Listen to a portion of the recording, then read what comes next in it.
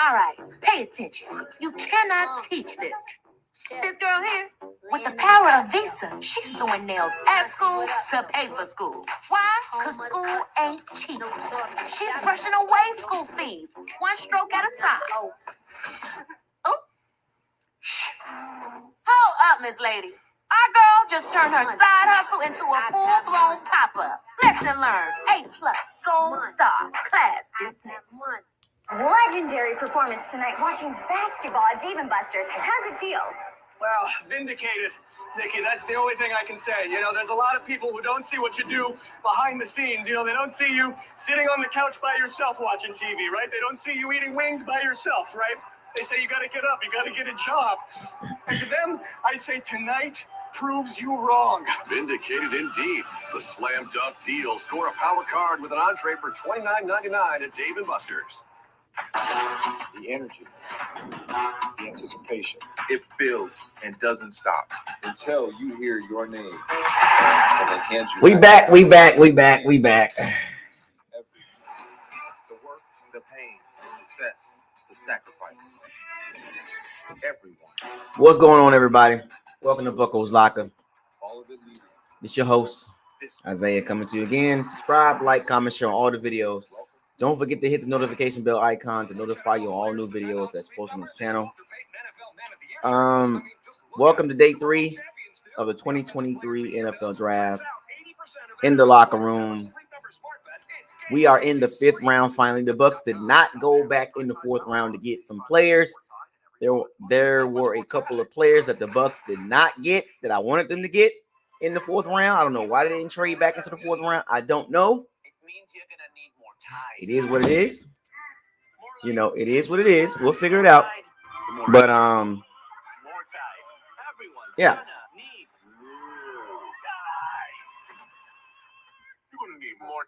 I'm surprised too, man. Back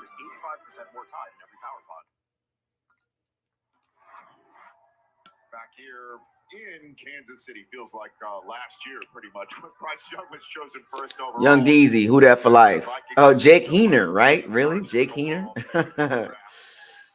Y'all searching for that Drew Brees, huh? Derek Carr, Jake Heener, Fresno State. Terrible pick.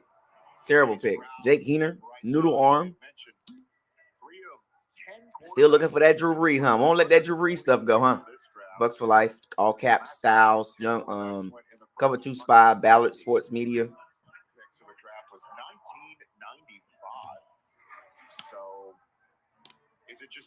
Fired the Cannons. Yeah, that Saints picking the quarterback. Jake Heener. He's not bad, but he's not gonna be a starter. I mean, come on, man. That was weird.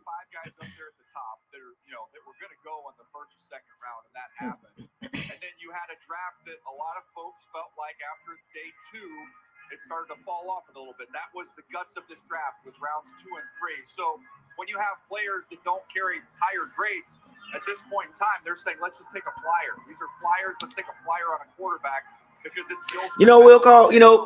It's so interesting because if I had to choose between Osiris Torrance and Cody Mulch, I'll take Osiris. I mean, yeah, I'm Gator biased.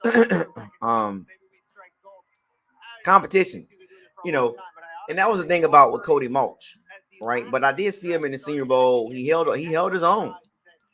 He held his own, and he did his thing at the Senior Bowl. So that kind of got his stock up.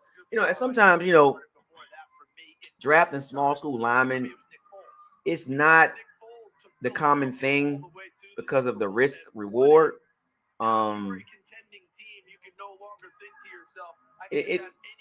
It's a risk because if he don't turn out to be good, then we'll be back in the draft next year drafting another guard. So it's like, what's up, George? Now you better invest in that position. Look, Nick Foles did that, and that became kind of the patron saint of the whole deal. I mean, it's a dangerous pick. I think Osiris was better, but I understood. I just I wish they would have put Cody Mulch at tackle. So that just tells me about Luke Gedeke. They're gonna put him at tackle. They won both of those games, which let them Right, I get it, Wilco. I get it. Remember, competition matters. And look, I still give the pick a good grade because of the position of need. Because the Bucks interior was terrible. With Luke Gedeke, Hainsley, and Leverett, and Stinney. Stinney was hurt, but the Bucks interior was terrible. And you got to keep drafting there. And I get the Osiris Torrance pick. I mean, I would have loved that pick too, because he played against better talent, and he did really good in the Senior Bowl too. So I mean, I think that pick was a Jason Light pick. That was a Jason Light pick.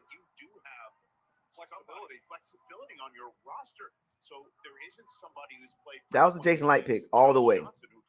Small school, Alex Kappa, Ali Marpet, Alex Kappa, now Cody Mulch. That was strictly Jason Light. He has an infatuation with small school guys in the trenches. If he's healthy, he might be better than Brock Purdy. So you don't just get rid of him right now. You make sure you have what you have, know what you have.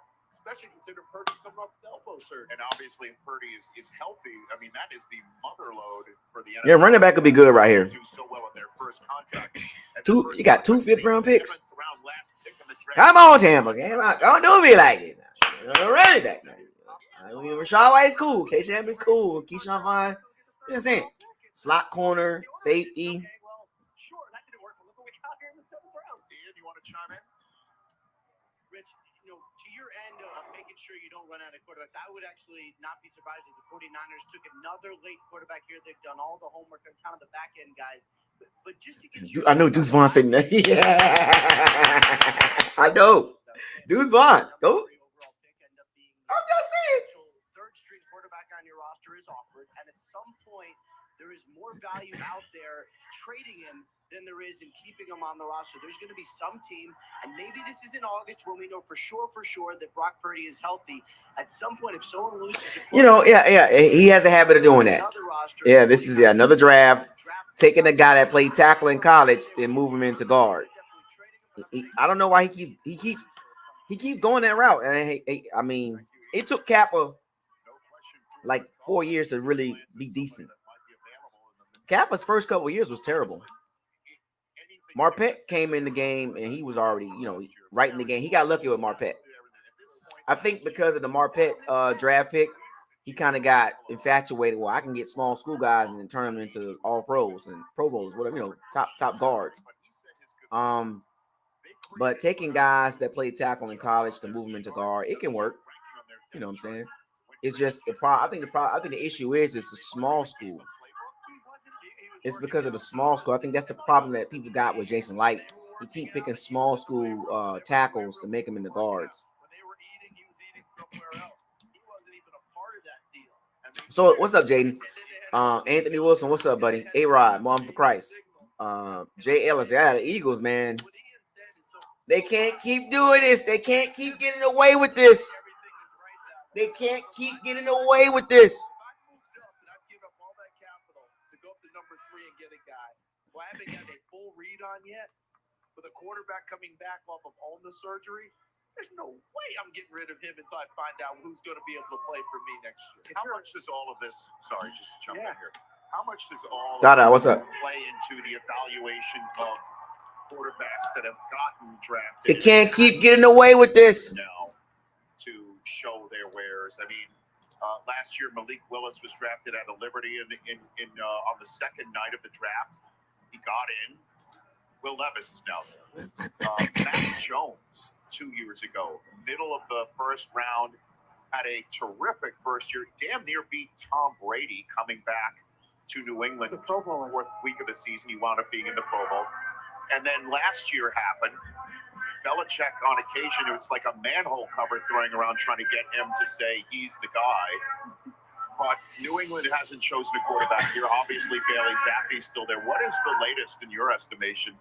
And I think we'll bring Ian in on this about Mac Jones in New England, where they just chose, it appears, a guard, Antonio Mafi out of UCLA.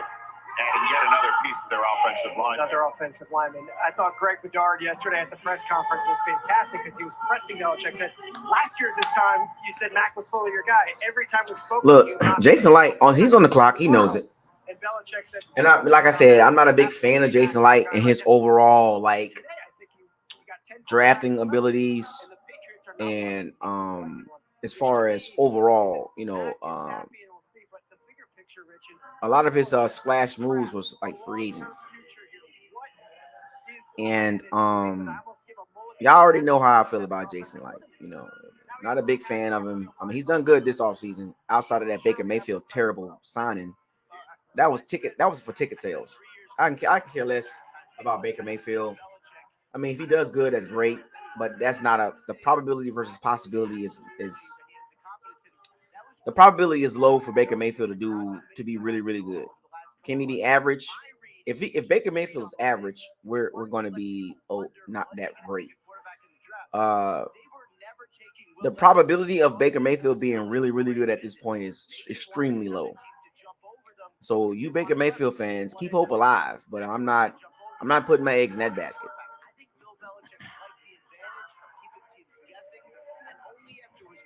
I'm not putting my eggs in that basket.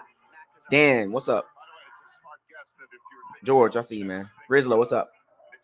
And then somebody brought it up the other day. I forgot his name, but one of the reasons why we playing catch up is 2016, 2017. There's 11 guys that's not in the league right now from that draft class, from those two draft classes. 11 guys. 11 guys from those two draft classes that are no longer in the league. Think about that. And who was the GM? Jason Light. King Cook, what's up? Sandoval, what's up, buddy? Perry Mathis, what's up? 11 players from 2016, 2017 draft classes are no longer in the league. It's bad.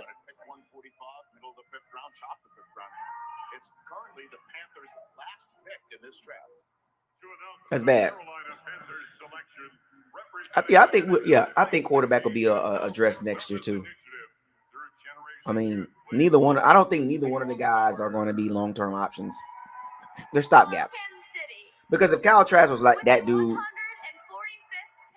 he at least would have been back up. You know what I'm saying? NFL draft. The Carolina Panthers select Jamie Robinson, defensive back. Wow, that's a good pick. Nice job. And Jamie Robinson. That's a good pick. Slot guy. Has some versatility. That's been a little bit of the theme of the day. He plays as a high safety. You also see him drop down the slot. Really switched up really quicker than fast. I like that pick. Shout out to the Panthers, man. The Carolina Kitty Cats. Near the line of scrimmage, there's times where they'll actually put him in a three-point stance like he's an edge rusher and let him rush off the edge and make plays. But to me, the speed was the knock CD. That's probably why he's here at this point in time in the draft. And don't forget, they're going to take Jeremy Chin and move him closer to the line of scrimmage, make him more of a hybrid guy again instead of being a deep safety. So Jamie Robinson has some value there. And by the way, began his college career at South Carolina, not terribly far from Charlotte. And by the way, a very nice announcement right there. Did you notice I like Jamie Robinson. Announcement that the kids act like adults and the adults act like children. No question. But yeah, Jason Light, his overall time as a GM has not been great. The Super Bowl doesn't cover that up. 1 year doesn't cover up the totality of the direction of the franchise. 34-62 prior to Tom Brady and friends getting here. And then it goes 32-18 after Tom Brady. So we can't disregard the terrible moves he made before 2020. We can't disregard that. We can't disregard the missed draft classes, the missed picks. We can't disregard head-scratching moves, terrible free agent signings. We can't disregard all that. We have to factor in everything with Jason Light. And this is why he's nowhere near the top of the GMs. because of the 34-62 record before Tom Brady and friends got here. So that's the great thing about when I look at GMs and players and all, I evaluate everything. I don't evaluate 1 year, you know. And he's not the best GM. He's not a terrible GM, but you know, red flags for me. He's done some great things. You know, he's made some great picks. Don't get me wrong. I'm not taking nothing from him, but I also got to talk about the other side too. So, and I told you, you know, this draft, I was going to be on him. He's done a great job this draft. C+ in the first round, B in the second round, A+ in the third round. So I think that's pretty good for me. And it's all trenches. So I'm gonna give him an A because he addressed the trenches. A-. But that doesn't cover up the 2021 and the 2022 draft classes.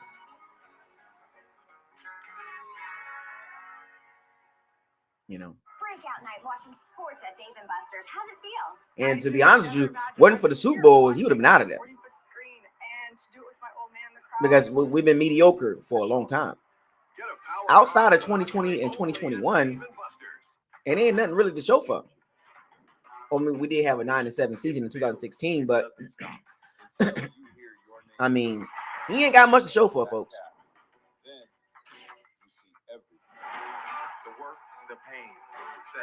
I mean, 2016, 2017 draft class, 2021 and 2022 draft class. That's 4 draft classes where you didn't get a high-end, you know, early guy. I mean, Luke Gedeke, Kyle Trask, Keyshawn Vaughn. I mean, Tryon, Logan Hall. I mean, hopefully they turn out to be good. Jury's still out on those guys, but as of right now, you got to double back and get Kalijah Clancy. And you picked up Luke Gedeke last year. You had to double back and get Cody Mulch this year in the second round. And then you had to get Yaya Dobby to kind of look at the Joe Tryon situation. So it's kind of like, you know. Look at what's up, man?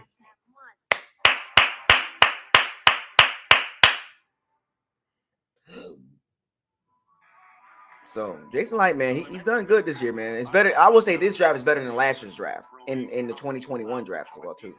National Football League schedule, and on behalf of everybody who does that, Mike North and Howard Katz. I know where you're going. No, I don't know, but Young Deezy with the $2 super chat. Yaya picks makes the Clancy pick look good now. Yeah, it does. Absolutely. For settling 2 of the largest outstanding issues, as you see the last 5 picks here, which is it does. It makes it look better. Play for the Jets, because I'll tell you what, the Jets play the AFC East, they play the AFC West, they play the NFC East. Does that mean Rodgers goes to Dallas to kick off the Sunday night season, the Monday night season? Is that Aaron Rodgers plays Jalen Hurts? He plays. Goes up against the Denver Broncos and Russell Wilson and Justin Herbert and the Giants. I mean, all of those games. Yeah, it makes the pick look good. Game against New England. Those are nationally televisable games, we would say. And obviously, the Baltimore Ravens having Lamar in this. JR. What's up, buddy? I'm anticipating some interesting conversations with your kids about homework or watching primetime football. I mean, there are so many of them. What is your max number of primetime? 6 or 7? Yeah, 6, and then. How many primetime games we gonna have this season, folks? Showing up in green at number 8 just makes them must see, and the fact that number 8 isn't changing in Baltimore makes a lot of Ravens games must see. So Lamar and the Ravens agreeing to a 5-year, $260 million contract. I was talking about this on my daily show, that you see what Lamar obviously means to the Ravens in terms of wins and losses. The minute Jalen Hurts signed his deal with the Philadelphia Eagles, we had maybe one. What's up, Molly Mall? 2 prime. 2 prime based on what? We had them just sneak based on who? What is so prime time about the Bucks? I prefer to have none, to be honest with you. But we'll probably get one. I prefer the Bucks not to have any primetime games. Stay off the TV. Stay off the TV. But because of Baker Mayfield, it's going to be a primetime game. With Odell and now Zay Flowers, the Ravens are definitely in the mix for the AFC title. Third Matic, man. Jaden, what's up? Everyone said, well, what does it mean? It's a big deal. It's an outward gesture to Lamar Jackson. We are doing everything we can to get you guys. Look at Zay Flowers, who a lot of Perry Mathis, what's up, man?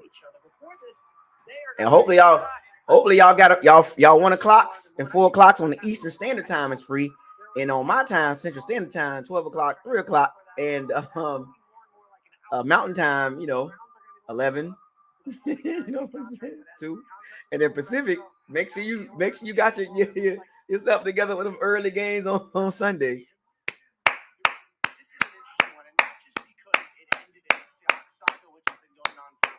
We had 5 last year.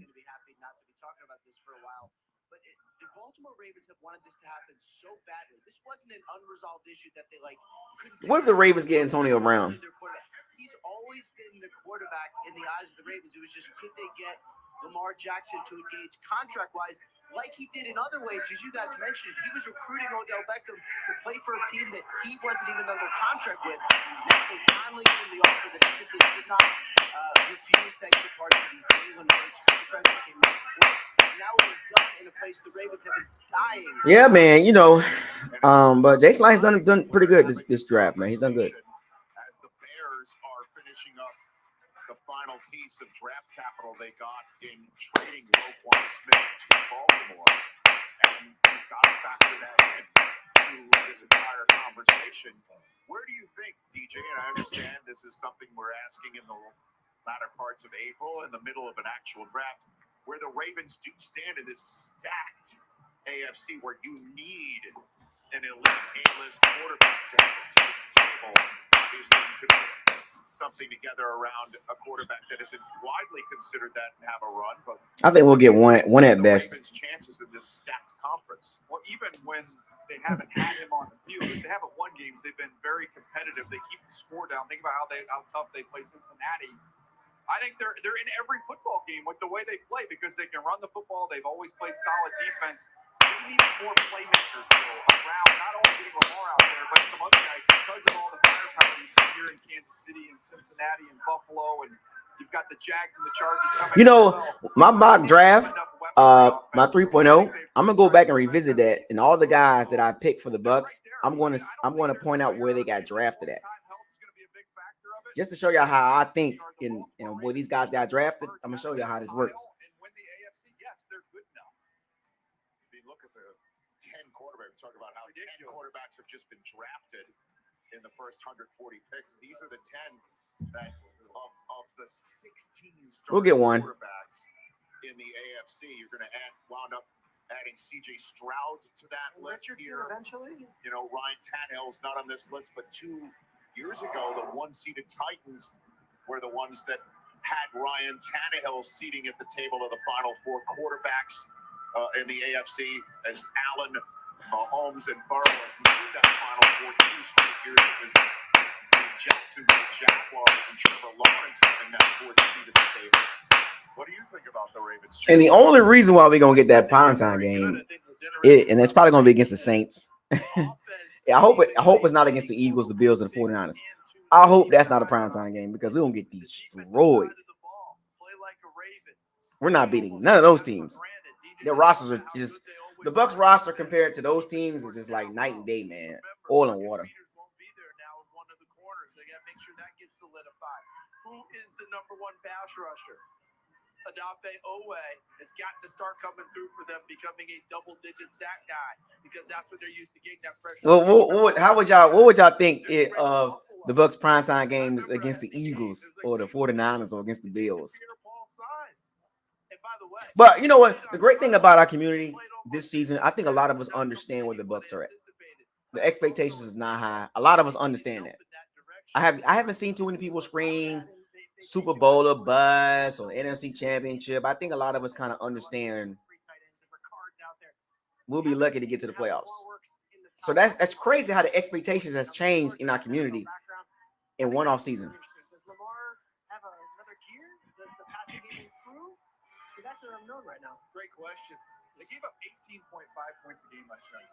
It's crazy how the expectations has changed, man. They just defense every single year. They need some juice offensively. And that's what I'm excited. Coordinator, what that offense looks like, and now they've got some playmakers. Well, DJ, let me ask you very quickly because Peter just brought up Todd Monken now, coming from Georgia. Oh, by the way, Coach, he figured out how to coach it with Stetson Bennett. It was supposed to be a guy by the name of JT Daniels. Was supposed to be that guy for Georgia for a long time. Instead, it's Stetson Bennett. So to me, he's a guy who knows how to adjust to fit personnel, not necessarily, here's my system, you're going to run it. So the Packers just chose Sean Clifford out of Penn State, the quarterback, which means somewhere Jordan Love is pissed and he's going to play for the Jets in about 4 years. Is he scrubbing social media as we speak? The Bears doing pretty good. What about Noah Sewell, who the Bears selected? You know what's so crazy? Here's a little insight. Will Levis transferred from Penn State. He couldn't beat out Sean Clifford at Penn State. He transferred from Penn State to Kentucky because he couldn't beat out Sean Clifford at Penn State. And Will Levis went before Sean Clifford. In 21, I thought he just ran and moved around a little bit better in space. Wasn't quite as good. The change of direction wasn't quite as good this year. I thought the range was a little bit limited. But he's a big linebacker, 246 pounds. We're seeing all these light 230 and sub-230 linebackers. He's a big tackle-to-tackle thumper. In a lot of ways, he's a 9-on-7 linebacker. Old school. It was a old school 9-on-7 drill, offensive drill, defensive drill, offensive line, defensive line. But he is that old school guy who step up and hit you. Have you? Is it? Oh, are y'all cool with Cody Mulch for real? For real? No matter what. Yes. All right, I'm just wondering. Yes. We got our guy. I mean, Osiris Torrance was there too. A natural guard. That we're gonna come back and visit that pick in the next year or two. Before we get to Clifford, I've been in a draft room before where there's times where you're clapping next to a scout and you're going, I can't believe it. but everyone's clapping. Yeah, so we're clapping. But you're clapping. That's the West. I would say that though. I think a lot of us that understand football, we're gonna come back and visit that pick in 2024 or 2025. The Cody Mulch, Osiris Torrance. The Bucks went with the tackle, moving him to guard. And then the Bills picked up an actual natural guard. So that I'm gonna keep my eye on that situation right there. I'm gonna keep my eye out on the situation with the Cody Mulch and Osiris Torrance. A tackle going to guard, a natural guard. Buffalo picked up a natural guard. So, and both of them played in the Senior Bowl, and both of them did very well. So it was like it was who you wanted, Buffalo picked up the natural guard, right? So. College football coaches, that quarterback's winning games for me, and I'm contending. Oh, we traded.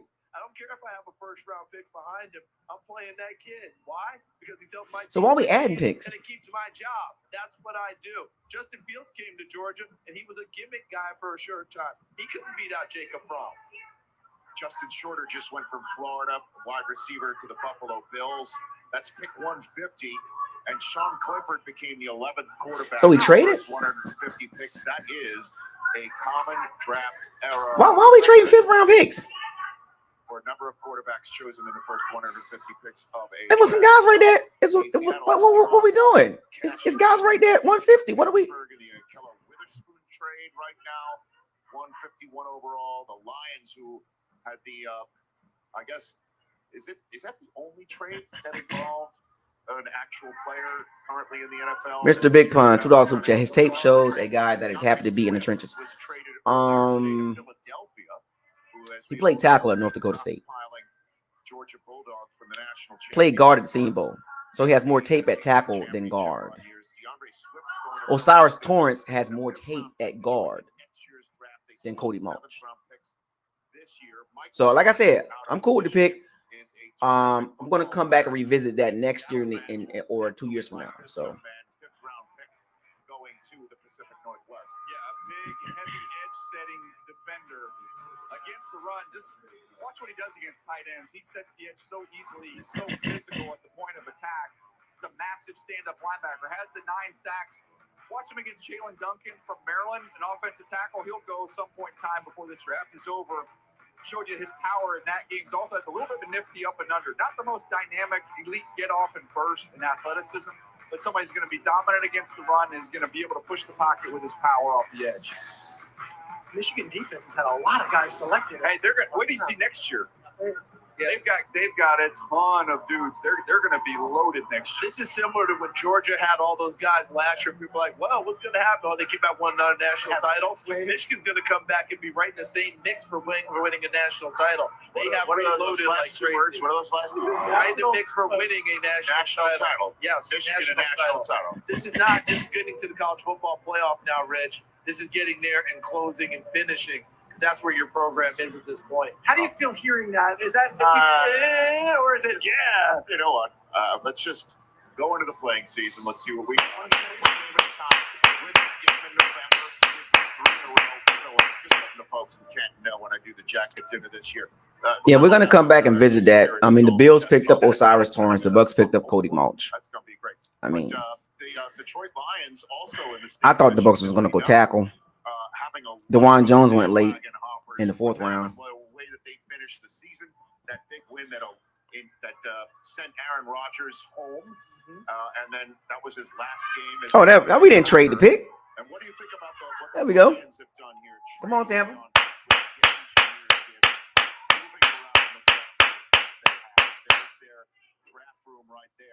The pick is in, folks. The pick is in, and let's go, baby. Let's finish strong, man. Finish strong. Let's get some good guys, man. Still some good guys available in the 5th round. That there's gonna be. I got a feeling there's gonna be a couple starters in the 5th round. I don't know who's gonna be the starter in 5th round. The teams that's picking. I'm gonna go back and look at the I'm gonna go back and look at the draft picks in the 5th round, 4th and 5th round. But I'm going to identify some starters that possibly could be some starters. What I've discovered in the last 48 hours is that every team I talk to is like, oh, we liked Gibbs here. We liked Gibbs here. We like it. Everyone had Gibbs on their board as one of the top players. So you look at it from the whole picture and not where we selected them. They came out with Jahmyr Gibbs this draft, and they also got a lot of players who are going to play right away. And they just drafted Colby Sorsdahl out of William & Mary, who was a big-time sleeper, non-combine, under the radar, popped up late. He was at the East-West Shrine game, started a ton of games, 45 games, was a captain. When people got to know him as a kid, they fell in love with him. He wants to coach. He's the first offensive line starter as a freshman at William & Mary, I was told, Charles, since 1983. And remember, he was blocking some kid who got drafted last name Kobe Turner. Yeah, remember that? Who was at University of Richmond, same conference, and they played against each other during that time. But I like this line. It was interesting to me that a non-playoff team goes and takes a running back at 12, which tells me they believe they're on the precipice of being right there as well. And last but not least, we use the word culture all the time. If they wanted to get Jalen Duncan there too. A tackle? If they want to go get a tackle, I'm just saying. But I think we need a safety though. Safety or running back. There's a couple guys still left. Oh, we got Antonio John. Okay, who else? Well, that's the last good safety that's left. Well, there's only one really good safety left. I just want to point out, the truck has had video of every last one of them. I think they're proving right now for later on today.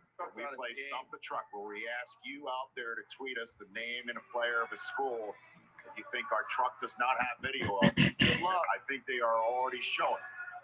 They have shown up here. They have shown up here in the home of the Super Bowl champs. They have shown up in championship form. You talk about mini flex, right? Little mini flex. No, they're not flexing. They're just doing their jobs. It's very Patriot way. Just showing they're doing their jobs. Let me tell you something. The video. I'm listening and thinking, we will stump you. Yeah, yes, look at you. Your horse truck. We're going to Hamburg for the Tampa pick. Hamburg we go. All right. Germany, of course. Hello from Hamburg, Germany. With the 153rd pick in the 2023 NFL Draft, the Tampa Bay Buccaneers select Marcia Dennis, linebacker, Pittsburgh. Go! All right. Yay, Dennis. Yeah, he's very athletic, very smart. Had a high ankle sprain in the Senior Bowl, so didn't get to finish out the process. 11 sacks in a pick, CD. Plays off the ball, but he's an outstanding rusher who's got timing and just his ability to slither around for pressures. He's going to get swallowed at times, not real big, but the speed is excellent. And he can Small linebacker. ball and play the passing lanes as well. He's got nice movement. Great name. Goes with I mean, there was better. There was better players on the board. I'm just sorry. I'm sure they got it down to a science. We could have got a safety right there. Antonio Johnson was right there. Jalen Duncan was right there. If they wanted to get a tackle. I'm just saying, it was better players on the board, man. But that pick was for the linebacker situation. So I understood. I understand the pick, but I just believe that there were better players on the board. Antonio Johnson, Sean Tucker, Jalen Duncan. If they wanted to go tackle, Sean Tucker, Deuce Vaughn. I mean, I keep saying SEC Big Ten, and I don't know why they don't want to go that route. I don't get it. I mean, you literally in Tampa, you right in the SEC country, and big, SEC. Like, I don't know, man. I mean, I don't know, man. I don't know. All right, pay attention. You I don't know, cannot man. teach this. I mean, he's a 5th round pick, so I mean, With the power of can't expect much out of him. You know what I'm saying? To pay for school. Why? Because school ain't cheap. She's brushing away school. I don't know. I mean, One stroke at a time. the pick, the Levante David situation, the Devin White situation, I get it. But there were better players on the board to me. We got another 5th round pick though, so I mean, we'll see. My grade for the pick, at D plus. D plus.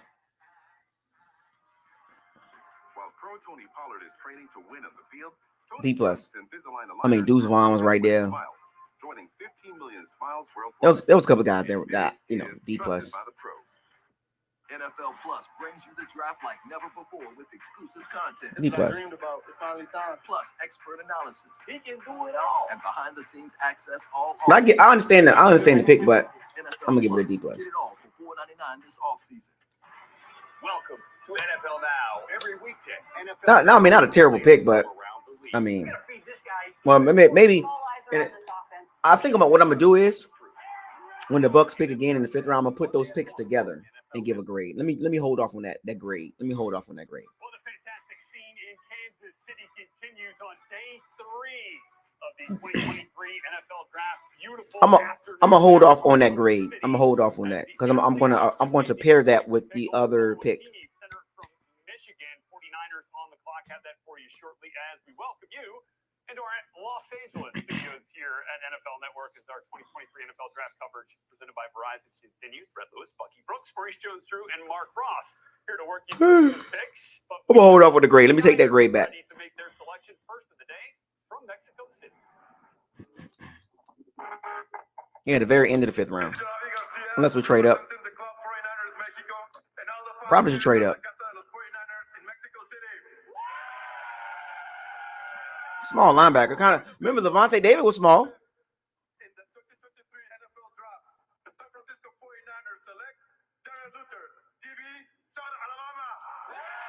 We could have took Darrell Luther. We could have took Darrell Luther at corner. I guess they believe in Zion McCullum. Alabama is the first pick of the San Francisco 49ers here on day 3 of the draft, joining Jair Brown, Jake Moody, and Cameron Latu, the tight end from Alabama, as the Niners picks from day 2. All right, back here inside our Los Angeles studios. Great to be back here with you guys. Darrell Luther was on my radar too. But yeah, he was small. Small linebacker. Levante David was small too. Come out of Nebraska. Try to assess which team has improved the most throughout this draft thus far. Brett, this is very simple. It's not rocket science here. We don't need a whole draft board or anything for that, Mark. Bucky, it's the Detroit Lions. Let's just talk about it. I know we just saw that they traded DeAndre Swift to the Eagles. You got my man Jamar Gibbs to come in. Our running back. I love that. Draft him at 12. You go a linebacker because you couldn't stop the run. You had his trouble dropping the run last year out of Iowa. Playmaking tight end out of Iowa. Then we go back. Get the top corner. At least I had one of the top. I would say he was probably top 4 corner in the draft. And and Brian Branch. That's nickel. Yeah, they built on things that they need. Where everyone in your division is kind of going the other way, they're getting better. I love what they're doing. They obviously saw Andy Hooker as well. 175. I'm excited about them, but I'm going to go with another. Okay, let's go with the Bengals. And we can talk about the championship window being open for as long as Joey Burrow is there. But they are going to improve because they've given Lou Anarumo more pieces. Miles Murphy on the edges, being able to give them this athletic pass rusher that can get after it. And so when you think about Trey Hendrickson on one side, Sam Hubbard on the other side, now you have a young guy to jump in the rotation. On the outside, DJ Turner coming from Michigan. Speedy, athletic. You now have him joining up with his team. I like the Bengals picks too. From last year. And so I just yeah, Levante David kind of like same size as Levante David, pretty much coming in the draft. Well, I like that we did it this order: bronze medal, silver, but the gold medalist. Pick 175. It's the Philadelphia Eagles. I mean, usually, if you're the runner-up in the Super Bowl, you don't have much work to do. We still need a slot corner, safety type situation for depth. All these picks right now, 5th, 6th round, 7th round, these are depth picks for depth. We know about the Jalen Carter and Nolan Smith on night one. And then you go back and you replenish and go trade for DeAndre Swift. Go get another Georgia guy. Yeah, but I understood. We got Cam Gill. So our linebacker depth that we did need that though. We did need that.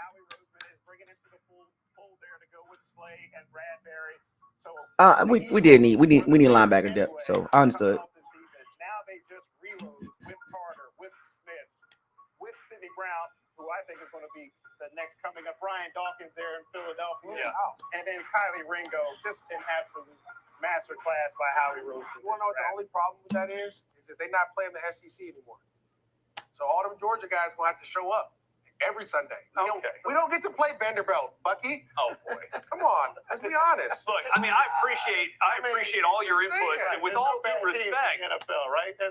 Guys, this question was over with the number 3 overall pick on night 1. The Houston Texans getting the franchise cornerstone on both sides of the ball. C.J. Stroud and Will Anderson won this. It was over at pick 3. Guys? Yes. I mean, I just mentioned all 17 guys for the Lions. That's because the Texans got 6 starters with their first 6 picks last year. So like they are stacking draft classes right now. All right. So that Bucky that's where I'm going.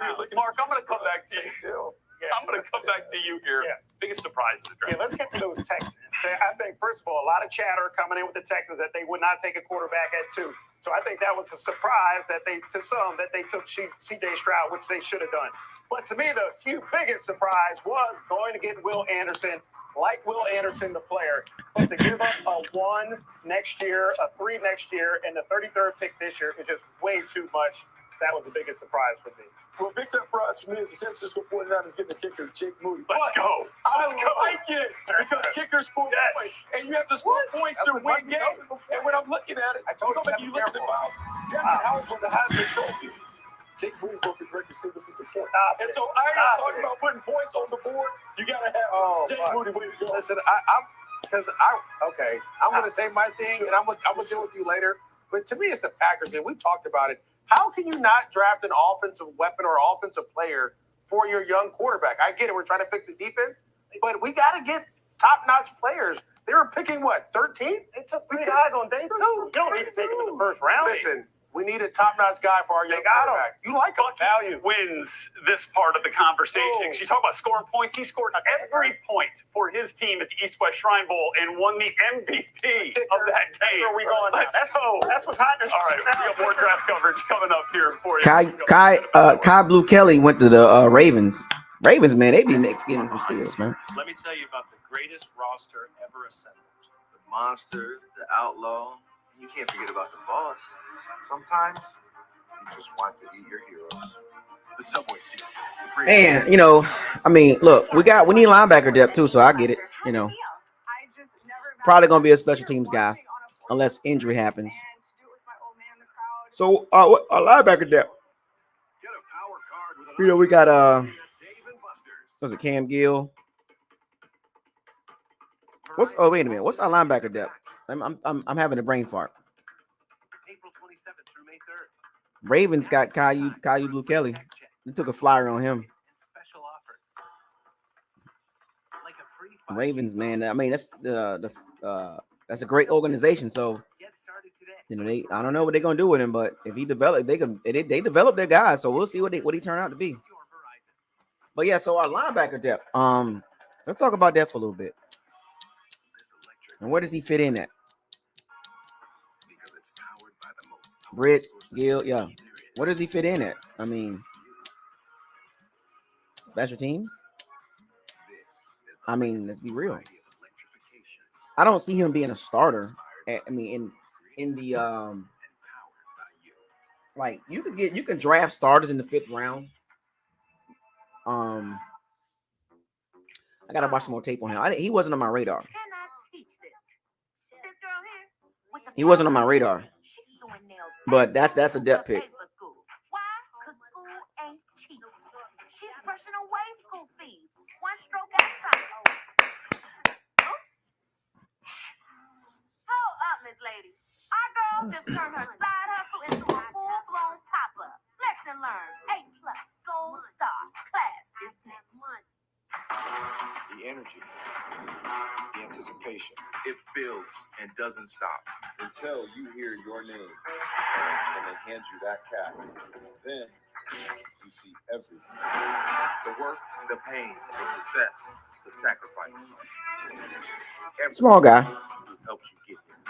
And those who said you couldn't, all of it leading. 6 foot, about 215, 220. When it's made official, welcome to Believe.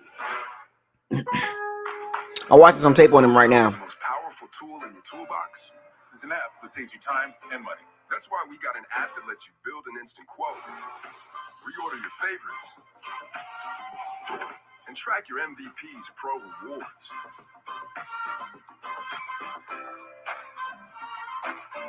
It works hard, so you can Kind of got a Levante Davis situation going on right there with Sir I can't pronounce his first name, but Sir Dennis.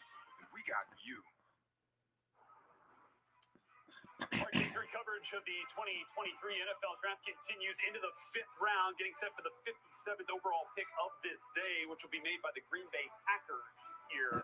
Caught up on picks that have come off the board.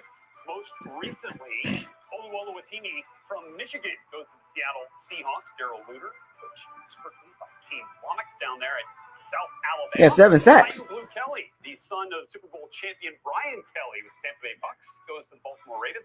And Daniel Scott out of Cal goes He got 7 sacks. Pick number 158. Verizon Small Business Days are back. Yeah, you remind me of Levante David. Like that. I get the fit. Like, you know what I'm saying? Small but fast, strong, relentless, aggressive. Back here to our Los Angeles studios here at NFL Network. Rhett Lewis, Bucky Brooks, Maurice Jones-Drew, and Mark Ross here with you guys. 11 quarterbacks. I get it. In the first 150 selections. I get it. Through this draft, most in the common draft era. I'm watching some tape on him right now. Question here, though, is which of these quarterbacks? He's literally like that typical small linebacker, fast. You know, because they're in the NFL. We have those type of guys. Levante David was one of them. I'm not saying he's Levante David. I'm just saying like just the kind of the cloth that he's cut from. It's almost like a strong safety. So he has answers for you there. When you talk about the offensive line that they have protect, they have a first rounder, top 5 pick last year, or it was top 10 pick last year. You have weapons, receivers, running backs. They built everything around them, and they're going to build an offense around them. So to me, he's going to be in the best situation for long-term success. Cut from the same cloth. Not Levante David, but you know what I'm saying? Because if he was a Levante David, he would have went, higher. But I get it. I think he's gonna be all right. I think he's gonna be. You know what? I can see it right now based on the tape. Special teams right away. Special teams right away. Put him in a situation where he's going to have easy throws baked into the scheme. He's going to thrive. It's just about surrounding him with good playmakers. But special teams right away. I got to take a little different view here. Those two, a lot of pressure on him, got to play right away. But my guy, Hendon Hooker, pressure. He's in a great spot. Special teams right away. Coming off the knee, so no pressure to get in there. Jared Goff, we know, is the starter. Had a prolific year last year.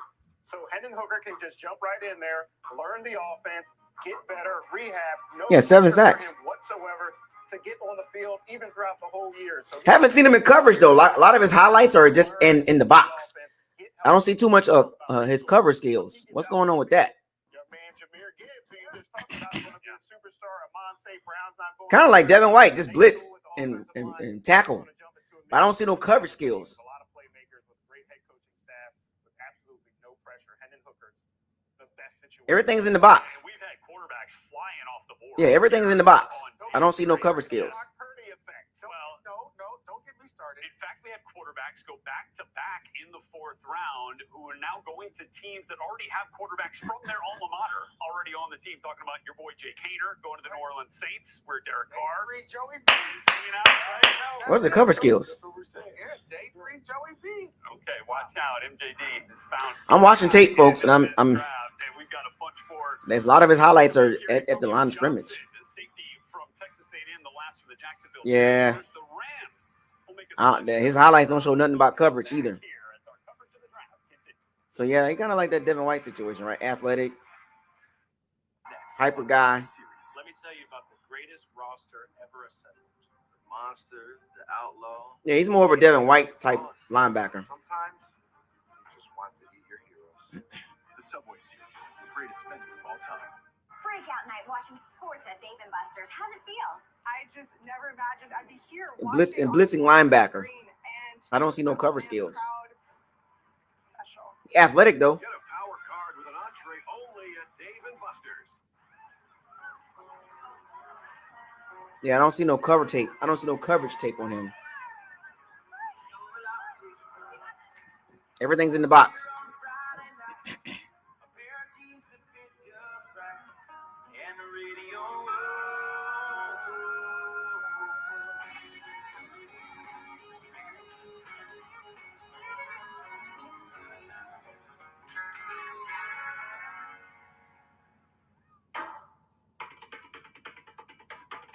Verizon Small Business Days are back.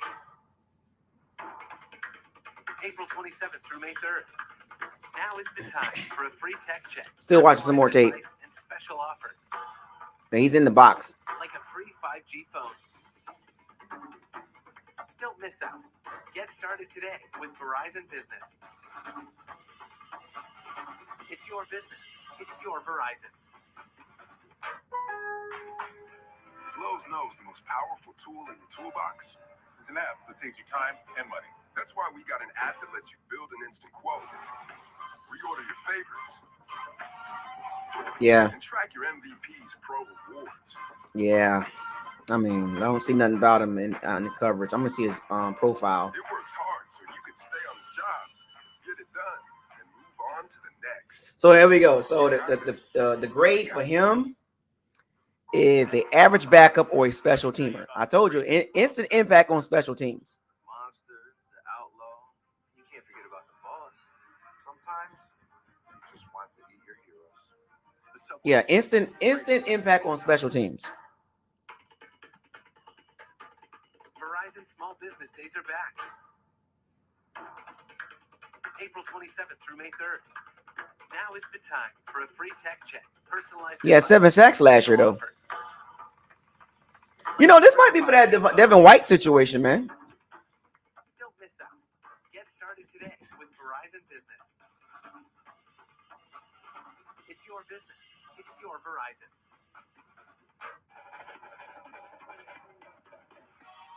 This electric field. Yeah, I was right. Special teams guy. But it's kind of like that Devin White situation. But he's more of a special teams guy.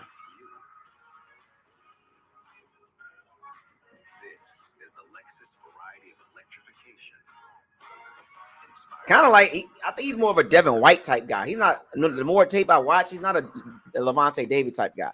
He's more of a Devin White type guy, type linebacker.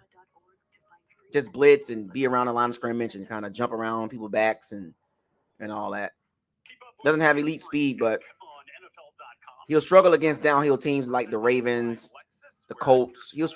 He won't be able to hold up as a linebacker. He's small. He's more of a Devin White, like a great value version of Devin White, if that makes sense.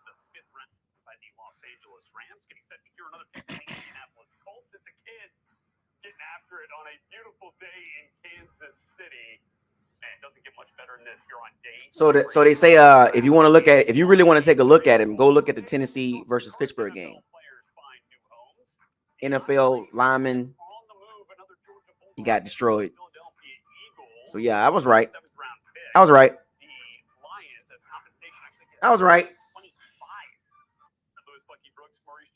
Special teams guy right away. Backup. Backup. Got that Devin White type situation. So they say go look at the Tennessee versus Pittsburgh game. Didn't look good. Yes, and they're better in all the ways that you want to be better when you're building your team. When you think about what the general manager does, he doesn't think about just today, but he thinks about 4'6", and 40, 220 pounds. At least Levante David ran a 4'5". And actually Levante David was lighter. About 215, about 220, 6 foot 220. And Levante David was a lot faster. So he in the athleticism department, he didn't test well at 220, 6 foot. There's guys bigger than him running faster at 6 foot, 220 pounds, 226 pounds. There's defensive linemen and linebackers running faster than him. So that tells you got guys 6'3", 6'4", running 4.5s, 4.6s, and more heavier. Yaya Dobby is faster than him and bigger. So that's not good. Right? You lost Miles Sanders. You were trying to figure out how they were going to replace that. Was it going to be via the draft? Obviously, the Detroit Lions go up and they go take Jahmyr Gibbs, which makes Swift available. This is a huge gift for the Eagles.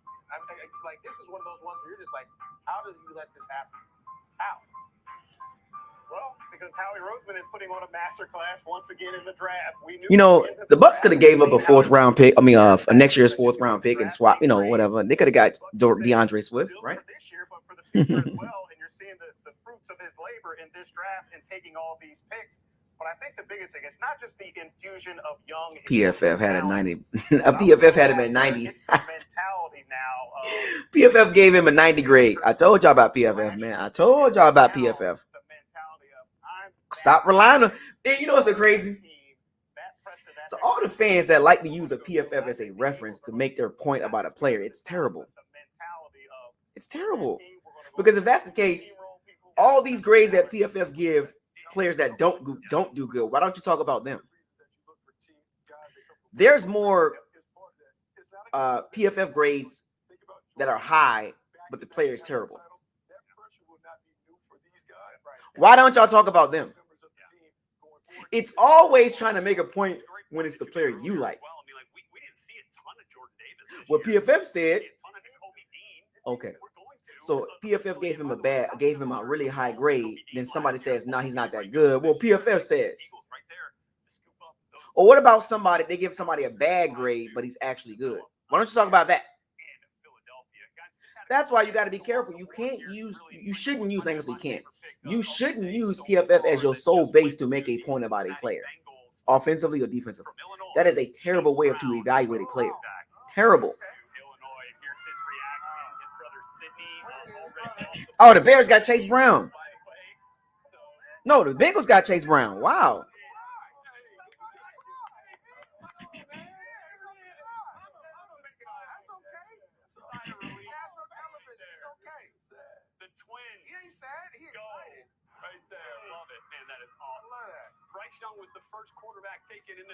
So the Bengals got Chase Young. Joe Mixon, man. I don't know about you, buddy. The guys from Kansas City will have much more on that. Rich Isaac, Peter Traeger, Charles Davis, Daniel Jeremiah, back live from KC. Frank Reich. Yeah, using PFF to make your point about a player is terrible. Because you got to look at the totality. You just can't say, well, PFF said. Let me tell you about the greatest roster. And you also crazy PFF. People use PFF as like it's the player evaluation Bible. That's like using Mel Kiper and Todd McShay as a reason for the draft to go the way it's supposed to go. I mean, come on. You're going to use Mel Kiper and Todd McShay to say, well, he's going to get drafted by, this team. He's going to pick number 3 on Mel because Mel Kiper said he's going to be really good. Todd McShay, because Todd McShay said he's going to be really good. Or because Who was another guy? Who else does that? Because Skip Bayless say he was gonna be good. He's gonna be good. You gotta stop that, folks. Because PFF said he got a 90 grade. He's gonna be really good. Because Todd McShay and because Mel Kiper said he's gonna be really good. He's gonna be really good. That's not how you evaluate play. I think there was a guy yesterday in the locker room. I forgot his name. I think his name was Vincent, something like that. And no offense to Vincent, and I didn't mean to use that word KILL to direct at you. But so let me apologize on using that word KILL. But to use PFF, April 27th through May 3rd. That's telling me that you're not really looking at the player. You're just going off of what a group of guys on a keyboard says that plugs in some numbers and spits out a number. That's why I use hashtag what did your eyes tell you? Not hashtag what did the computer tell you? Look, numbers don't lie. I get it. But you can't base it on numbers just solely. But he came in yesterday. He was like, yeah, PFF had it. I'm like, what? This guy came in and said PFF. He came in the locker room like, and rarely in the locker room that happens. So I guess that was his first. I don't think he's ever been in the locker room, but if he would have been around for a long time, he would have used PFF as a piece because he used it and that was it. Like, and then he kind of faded away. He kind of faded to the black, and kind of jumped out of the locker room, and you didn't hear nothing else from him. I don't know if I hurt his feelings, but he used it, and then he was like, yeah, and he kind of like, and then when I kind of like, I ain't mean to shame him, but you know, I was like, dude, you're using PFF to make a point of a pick.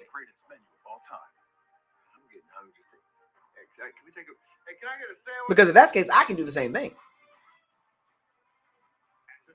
You know, that was kind of weird. You know what I'm saying? Like, and then he kind of, he didn't back it up with a lot of other stuff. He just kind of just used that as a reference point, and then didn't say anything else after that. Really, kind of like, kind of fade to black. You know what I'm saying? Fade to the background. You know what I'm saying? Will Mallory gone. Joining us now, however, live on our coverage of the NFL draft on NFL Network is the head coach of the Carolina Panthers, Frank Reich. Yeah, exactly, A-Rod. When you really like a guy, you're gonna use PFF to justify the pick, to make because you like the pick. And look, like I told y'all, agree to disagree. Because just because you like the pick, that doesn't mean everybody else gotta like the pick. You can like the pick, but and then I don't like the pick, or somebody else don't like the pick. That doesn't mean the pick is bad. It's just we just see things different. But at the end of the day, although there's a lot of factors, the one primary factor for us as scouts and coaches is let's watch the tape. Who's the best player on tape? And in our opinion, Bryce Young was the best player on tape. Coach, one of the things that Michael Bivens, what's up, buddy? Yeah, I thought that was kind of weird, Trilogy, but that was kind of weird. Like he used it, but didn't really give no. He didn't really like. He kind of like 10 minutes later, he was gone. Look, you can defend your guy all you want to. That's why I try to tell people like it's not nothing wrong with liking a player. When you evaluate a guy, evaluate the guy. Don't just because you like the player, you don't want to be told that he's not good. You know. Look, that's why I tell people don't get so much caught up with the player. Emotions, when you tie emotions into a player, it shows. It does. That's why I try to stay away from, because I like a lot of players in the NFL. I don't like, look, my favorite team is the Bucks. I ride or die for the Bucks, you know what I'm saying? Whatever. But I like other players around the NFL. And I'm not emotionally attached to no player. I'm not emotionally attached to a player. I love football. I'm a football fan first. So there's no emotional attachment to no player. That's all I'll be telling y'all. So if I talk about a player that you really like and I say he's not that really good, it's no offense to you. It's just I don't have any emotions tied to him. So that allows me to evaluate and see things in my eyes and how I look at football. Because how I look at football, you might look at football different, which is fine. Some people only factor in numbers.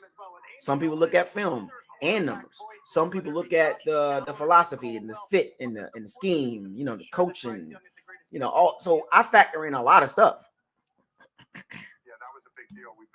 You know what I'm saying? So don't evaluate a player on emotions. That is not a good thing. That is not a good thing. You know, just look at the fit, look at the coaching. Who's going to be coaching him up? Who's in front of him? Can he be a starter? Go look at some tape. Go look at the numbers, and it's like gumbo, right? That's like gumbo. Football, it's not easy to evaluate football. It's not easy. Like a lot of people got like some great mock drafts just based on paper, but when you put the film on or when they actually start playing, those guys are not good. But then you got mock drafts that get, you know, just after that, but then a year or two down the road, those guys end up being pretty good because that guy that got laughed at the mock draft was like, oh, okay, y'all laughing at my picks. Okay, cool. But then those guys get drafted to a team and those guys lead to productive players. It's like, oh, okay.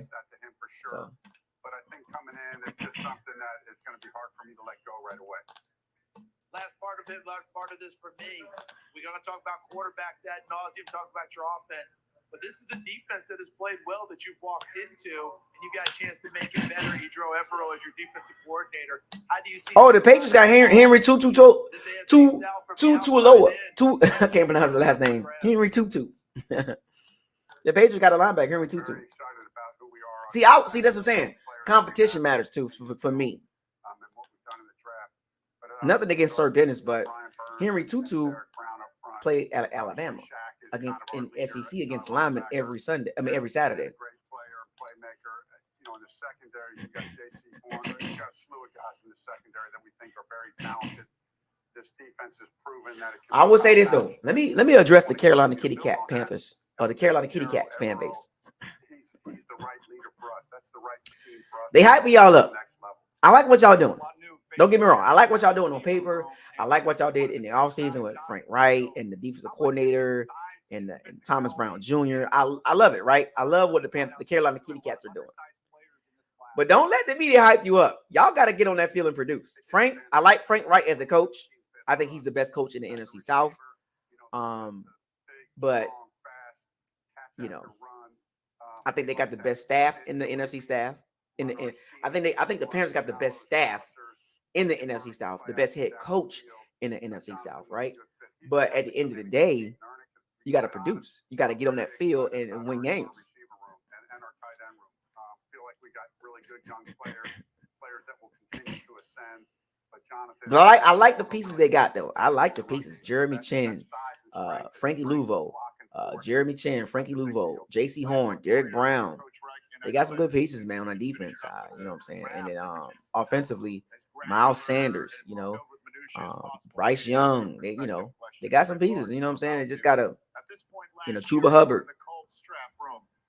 I mean, y'all the media darlings in the NFC South, right? What up, Adam? Toxic Falcons fan.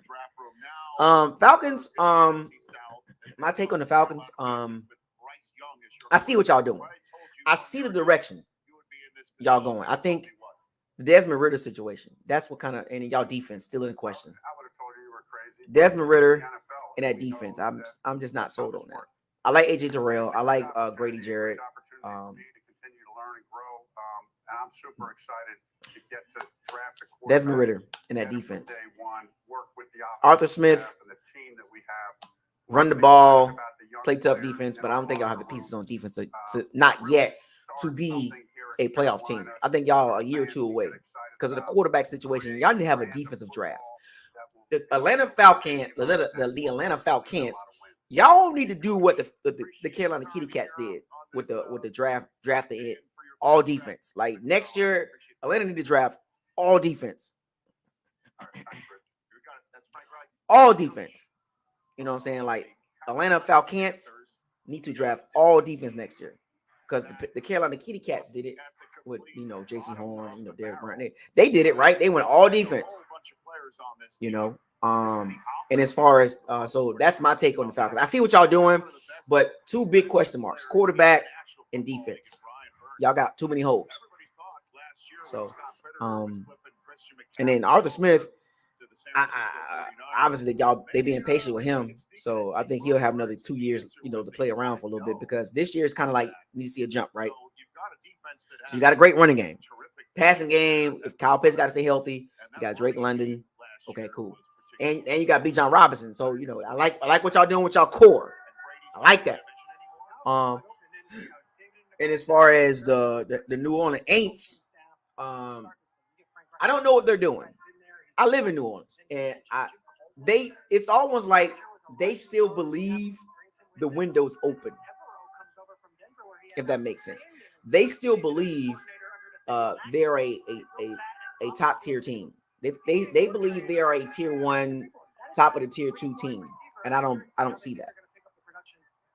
Reason being is because of Dennis Allen. You're not going anywhere with him as head coach. I don't know what's the issue. I don't know. His philosophy, his thought process is ridiculous. Pete Carmichael, I think offensively, I think times has passed him up. The quarterback situation, question marks. You're running around beating your chest with Derek Carr. You saw him at Oakland or Las Vegas Raiders. Number 1 receiver, top running game, or one of the top running games in the NFL. Had a slot, tight end. Devontae Adams. Josh McDaniels was like, I'm good. I don't believe in you. I'm going to go get my guy. Because if you are that type of quarterback, regardless of who the coach is, he's going to be like, yep, I'm with you, baby. Josh McDaniels made his mind up before the season was over with. It was like, I'm good on Derek Carr. And then he started pouting, started doing things that a leader don't do, taking shots at the Raiders, being emotional. And then Derek Carr, his play on the field, the media be trying to hype him up, but soft. Soft. Soft. Look, you can look, like I told you about 10 minutes ago, you can like a player, agree to disagree. But my take on Derek Carr is soft, emotional, crybaby. Actually, it was Saints and Falcons, so it was Mariota versus 3rd and longs, red zone. Now when I'm getting to the numbers show that. And we like to, so some people like to use the win-loss record for quarterbacks. I don't like to use win-loss records to quarterbacks, but as a player for the Oakland Raiders, he is a part of the 57-73 record. 57-73, 57-76 record for the Raiders as a starting quarterback. He's a part of that. So now you think he's going to go from that to the Saints and all of a sudden become this beast mode 12-win team consistently. No, man. And then you pair him with the coach that drafted him, and then 4 games later got fired. So the guy you drafted years ago, you go get him in free agency, give him a big contract, basically a 2-year contract. So you basically making the same decisions you made. Dennis Allen, he's making the same decisions he made with the Oakland Raiders at the time. Now he's doing it with the Saints.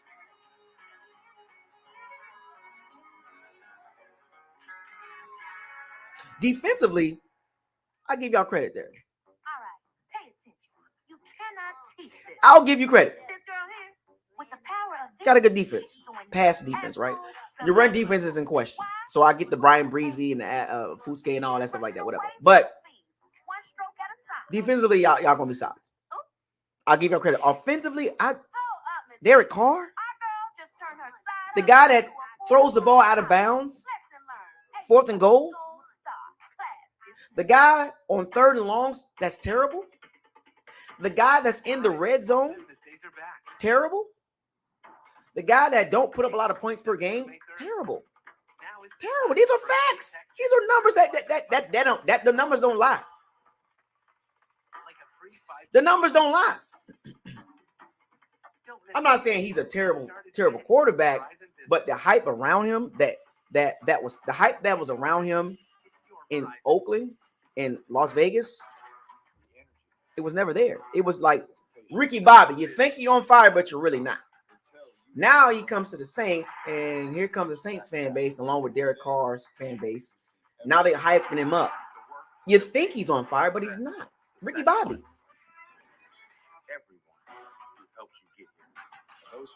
I'm just saying. Numbers don't lie. When you look at the numbers and you look at the tape and you look at him, don't have a big arm. Once again, I'm gonna keep reiterating facts. Remember, hashtag facts over feelings. You can feel how you want to feel about the player, but the fact of the matter is he's terrible on third downs. Terrible in the red zone. Points per game, not good. Checks the ball down quite a bit. And he's soft. Those are facts. Very emotional. You can't deny it. That's a fact. Now, if you like the guy, by all means, he's accurate. That's cool. But it's easy to throw the ball between 0 and 8 yards. It's a lot harder to complete the ball beyond 10 yards. The farther you throw the ball away, the harder it is to be accurate. That's how it works. If you put a trash can in front of me, right in front of me, I'm gonna, and then you give me 100 balls, I'm gonna put the ball in there in the trash can 100 times. It's right in front of me. That's like football. Throwing the ball between the line of scrimmage and 8 yards. It's easy for a lot of quarterbacks.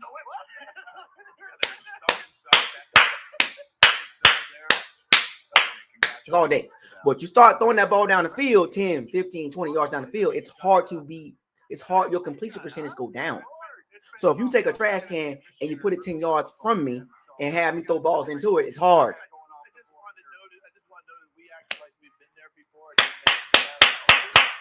Those are facts. Those are facts. So you're not going anywhere with Derek Carr, in my opinion. You're not going anywhere, A fans. You're not going anywhere. Same thing again last year. 8 and 9. 7 and 10, whatever. Oh, the Bucks traded up, by the way. Enough of that. You a handshaker. Rumble pack. Enough of that. You a handshaker. Rumble pack. Enough of that. You a handshaker. Smack just throw the lobs to us, and anything out the bottom feed us. Y'all catch that bar? Smack just throw the lobs to us. Anything out the bottom feed us.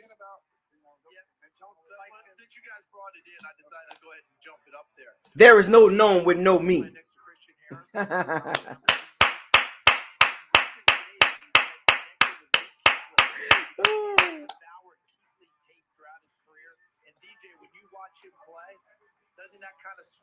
Now I got something to send Sue Bean. What's your life like? Huh, Saints fans? What's your life like? Especially pass coverage. That reminds me a little bit of that. You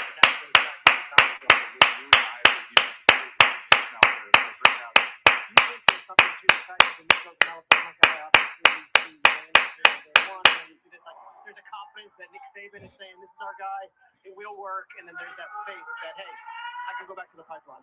Yeah, there's trust. Yeah, Nick Saban, that relationship that they have. And with this one, I don't think you even need to go off what you hear. You go off what you see. Really, Don DeMarco. Think about how DeMeco played. Okay, DeMeco was a hard-hitting guy, but DeMeco was savvy, was smart. He's one of tight end. Game plan guys. We needed a tight end too. Payne Durham from Purdue. We needed a tight end.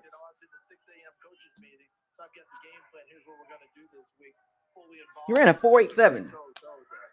So okay, so you got Cole Keith, and K. Dotton, and now you got Payne Durham. So they traded up to get Payne Durham. I'm gonna say that's more of a red zone threat. That was a red zone threat. This is how deep this class is. I think in other years you'd see him go in about the second or third round, maybe bottom 2, top of 3. Excellent in traffic. Not the quickest guy, did run a great 40. He's slow, but it's a red zone pick. He's just a rock solid player. They use him in line. They'll use him as a wing. They'll even flex him out. I talked about combat catches with Mayer. See a lot of those combat catches with him as well. A really nice job working in zone, settling. He can block too now. He can block. Had a catch against Maryland that is good as you'll see this year. Big tight end. There's still some work to be done there, but you mentioned it, CD, only 1 year of high school football. This is the lacrosse player. Yeah, Peter, you a lacrosse fan? You a Lax bro? I'm not. I'm Big guy, big tight end. We need that because K-Dot is not a blocking tight end. He's no soft. Okay, so I said to him, you love lacrosse? He said, yes. I said, what position? He said, attack. I said, so how big were you when you were? So I get the pick. Pretty much this. I'm like, that was playing attack in lacrosse and bearing down. Yeah, red zone tight end, blocking tight end. Look, Cole Keith is limited. He's an H-back. And, you know, you needed another tight end. Cade Otton is the in this case, Cade Otton is the more explosive tight end. That's not saying a lot, but so when you look at the two, you can see the combination. You can see the combination between the two with Cade Otton and Payne Durham. So welcome Payne Durham, welcome Sir Dennis to Tampa Bay, 5th round picks. So my overall grade for the 5th round picks, C+. C+. So apparently the Bucs believe the running game is fine. So the 32nd ranked run game is fine.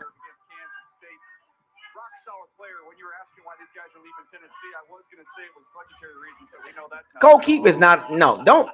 I don't know why people so hype on Cole Keith. Like, no, man. We need an actual tight end, man. Cole Keith is a H-back, fullback type guy. And Dave Canales like, I need another tight end. That was for Dave Canales. They finally gave Dave Canales something to play with, right?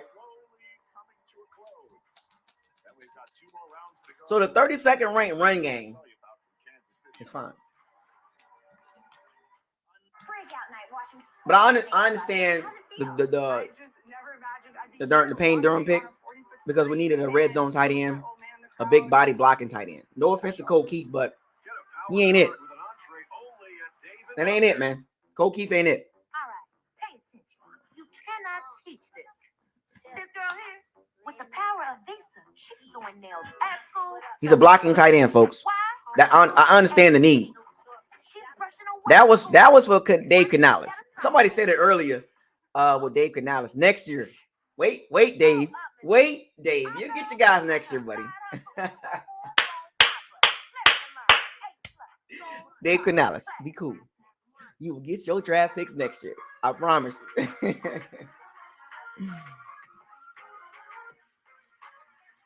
Dave Canales, be easy. You'll get your receiver, your quarterback, your running back next year, man. Relax, Dave Canales.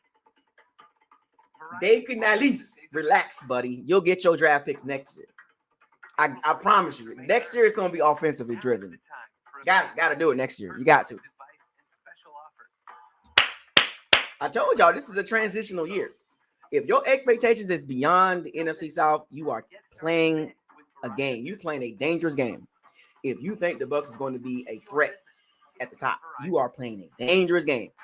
As soon as you're able to accept that this season, unless something catastrophic happens in the NFC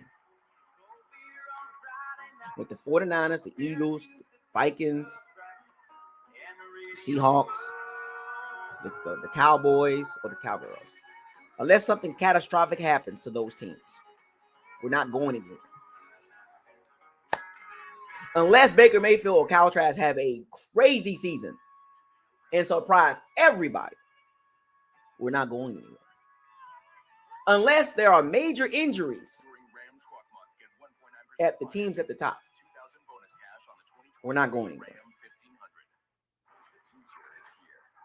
Unless Todd Bowles become this beast mode coach, we're not going anywhere. outside of the NFC South, we're not going anywhere. As soon as you accept that part, because if you think coming off an 8-9 season, all of a sudden we're gonna become this elite squad. By all means, I respect that, but I can't. I'm not over there with you. I'm over here. I'm over here by myself, to be honest with you. I'm just saying. Tonight on NFL Total Access, don't forget, Dak was a fourth rounder. I'm just saying you can enter at your own risk if you think the Bucs are going to all of a sudden be this 10-7, 11-5, 12-5 team, or 12-5, 11-16. Enter at your own risk, because now your expectations is you out there. I'm just saying. I'm just being smart with it. I'm just looking at the landscape, comparing us to AFC, NFC teams at the top. We're not there. Now next year we can get there next year if we make some the right picks. But I just think that this year is more of a transitional year. That's my theme for this season. Transitional. Expectations is not high. It's not extremely low. So it's like in the middle. Transitional year. So. Georgia defensive player Robert Beal ran a sub 4.5 at 4.48. Part of that rotation there on the edge. He really flashes. You see the flashes of speed to power. I thought there were times he stalled out a little bit there. But once he clears the tackle, his closing burst is as good as anybody in this class. I think he was in the mix for all those teams that run that jet front. Teams like the Jets, who went out and got Will McDonald, want guys that can really get off the ball with big-time bursts. You see with the Eagles, another team who likes to get guys out there and let them go. Robert Beal's that type of player that fits that type of scheme in San Francisco with Chris Masurk as their D-line coach. They do it as well as anyone. When you're saying jet front, you're talking about mainly coming in there. We got jet front, NASCAR, speed unit, whatever people call it. And a jet front. So yeah, I mean, I like what the Bucs are doing for the future. For the I like what they're doing for the intermediate and future. I like what they're doing. I like what we're doing. Transitional year, in my opinion. Agree to disagree. If you don't agree with me, that's cool. But I just don't see anything better than the 8-9 at this point. At this point, now things can change, injuries and stuff like that. But at this point, I don't see anything better than the 8-9. Like that's the ceiling for this season in the transitional year, in my opinion. 8-9 at this. I'm gonna keep reiterating this because some people like to just pick out words. At this point, May 29th, 2023 at 2:26 p.m. At this point, at best, 8-9. At best, in my opinion. Warren McClendon, Warren McClendon, the Rams got him. Tackle. April 29th, at this point, 8-9 at best. In a transitional year. He can really anchor down. He's played some left tackle as well. He's got great length. On the change of direction was just okay, not on the same level as we saw from Broderick Jones on the other side. CD, we've talked about it, about potentially moving him inside. So, again, guys played some ball. He's big, he's long, he's got really strong hands, just not quite the athlete that they had on the other side with Broderick Jones. And not just moving inside. I've heard some people talk about moving inside, potentially trying him in center. There you go. Put him in the pivot, have another guy like that. The talent just keeps coming out of Athens, Georgia, and young man got through that tragic car accident. Fortunately, he's okay and able to play. All right, so Alabama and Georgia are currently tied with the most draft choices at present. There's Michigan right behind. Florida, Ohio State. Just we're on the leaderboard. We're on the board. Yeah, you got 5. First down, Durham Payne. Welcome to the Bucs, baby. Red zone tight end, blocking tight end. I get it. So my grade for the Bucs in the 5th round is a C plus.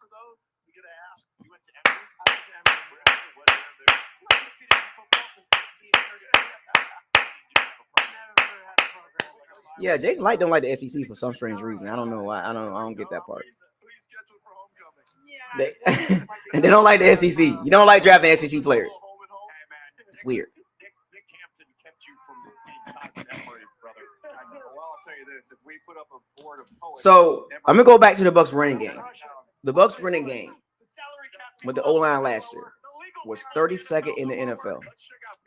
They drafted Cody Mulch, a guard, right guard, left guard, whatever you're gonna put him in. Obviously, they're gonna do something with Tristan Wirfs at tackle and Luke Gedeke. Most likely, it's gonna see Tristan Wirfs at left tackle, Luke Gedeke at right tackle, Cody Mulch at right guard or left guard, and Ryan Jensen, and then maybe Aaron Stinney or Robert Hainsley, whatever the case may be. That's cool.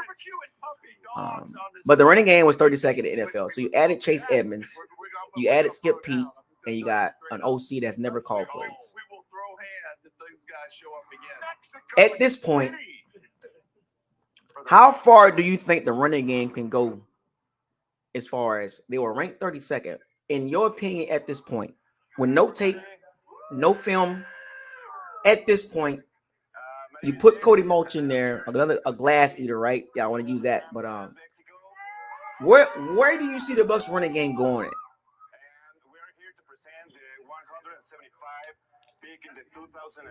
Where do you see the Bucks running game going? What? 16?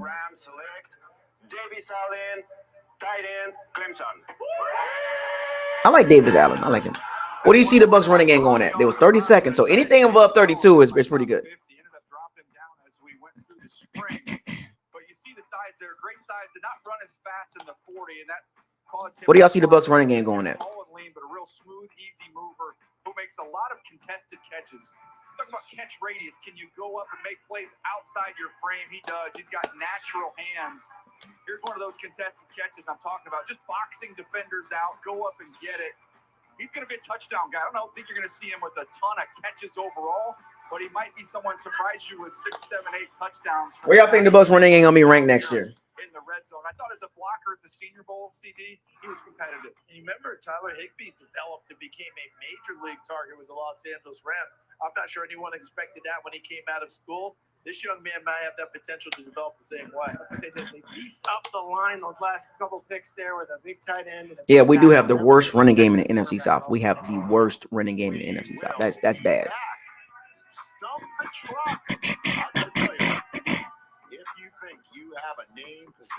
Because you know what's so crazy? It's these factors. At this point, without tape, I hope they can get to 20. In my opinion, I hope they can get to 20, which is good. For where the Bucks coming from, 32, 20 will be a major success. If they can get to 20. Me time is melt time. It's cheesy, so crispy, loaded with toppings, and just $6.99. Enough for two, price for one. If they can get to 20, that'd be great. I think the passing game wise, I think the passing game is going to take a step back. Verizon small business days are back because of the quarterback situation. I think it'll take a huge step back with Kyle Trask. For a free tech check, personalized advice, and special And it's going to take a big step back with Baker Mayfield. Like a free 5G phone. Don't miss out. Get started today with Verizon Business. So what y'all think about the passing game? With an OC that's never called plays, Baker Mayfield or Kyle Trask. You still got Evans, Godwin, Gage, K. Dotton, Rashad White in the passing game, Chase Edmonds in the passing game. You know, now you got Payne Durham in the red zone. O-lines, hopefully they get better with some adjustments. Well, what do you think the passing game is going to go? It's going to take a step back. It's going to get better. Is it going to become this top 5 passing game, top 10 passing game? I think the Bucks. Last year, the Bucks were in the top 10 in passing game. You cannot teach this. This girl here, with the power of Visa, she's doing nails at school to pay for school. Why? Because school ain't cheap. I mean, just conversation purposes, man. We'll revisit this in preseason and all that stuff like that, but just conversation purposes. What y'all think the passing game gonna be? Y'all think it's gonna be like, you know, it's gonna drop? It's gonna come out of the top 10?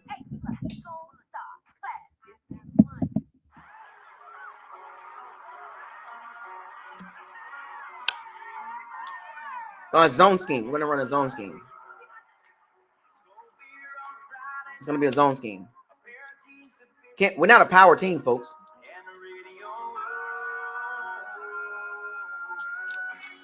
because it's hard to project because of the OC, but just kind of like throwing it out there. I'm gonna say middle of the pack.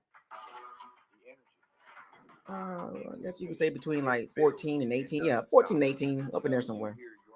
Because we got talent at the skill positions, right? But the problem is the quarterback OC situation. I got to be honest with you. Just for conversation purposes, the Bucks quarterback OC situation is not great. Like, if we being honest, because if we factor in what we know of Dave Canales and what we know of Baker Mayfield or Kyle Trask, it's and I said this the other day. It's not one of the situations that you want to be in. Now, mind you, we got talent at the skill position, but the quarterback OC is on offensively is the main. Like, I know the offensive line is a question mark, right? We got the question mark in the running game, but the biggest question mark with the Bucks is the OC quarterback situation. That is a major flaw because we don't know what we got with Dave Canales. We pretty much know what we got in Baker Mayfield, and we don't know what we got in Kyle Trask. That doesn't equate, an elite passing game because we don't know. It's too many red and yellow flags.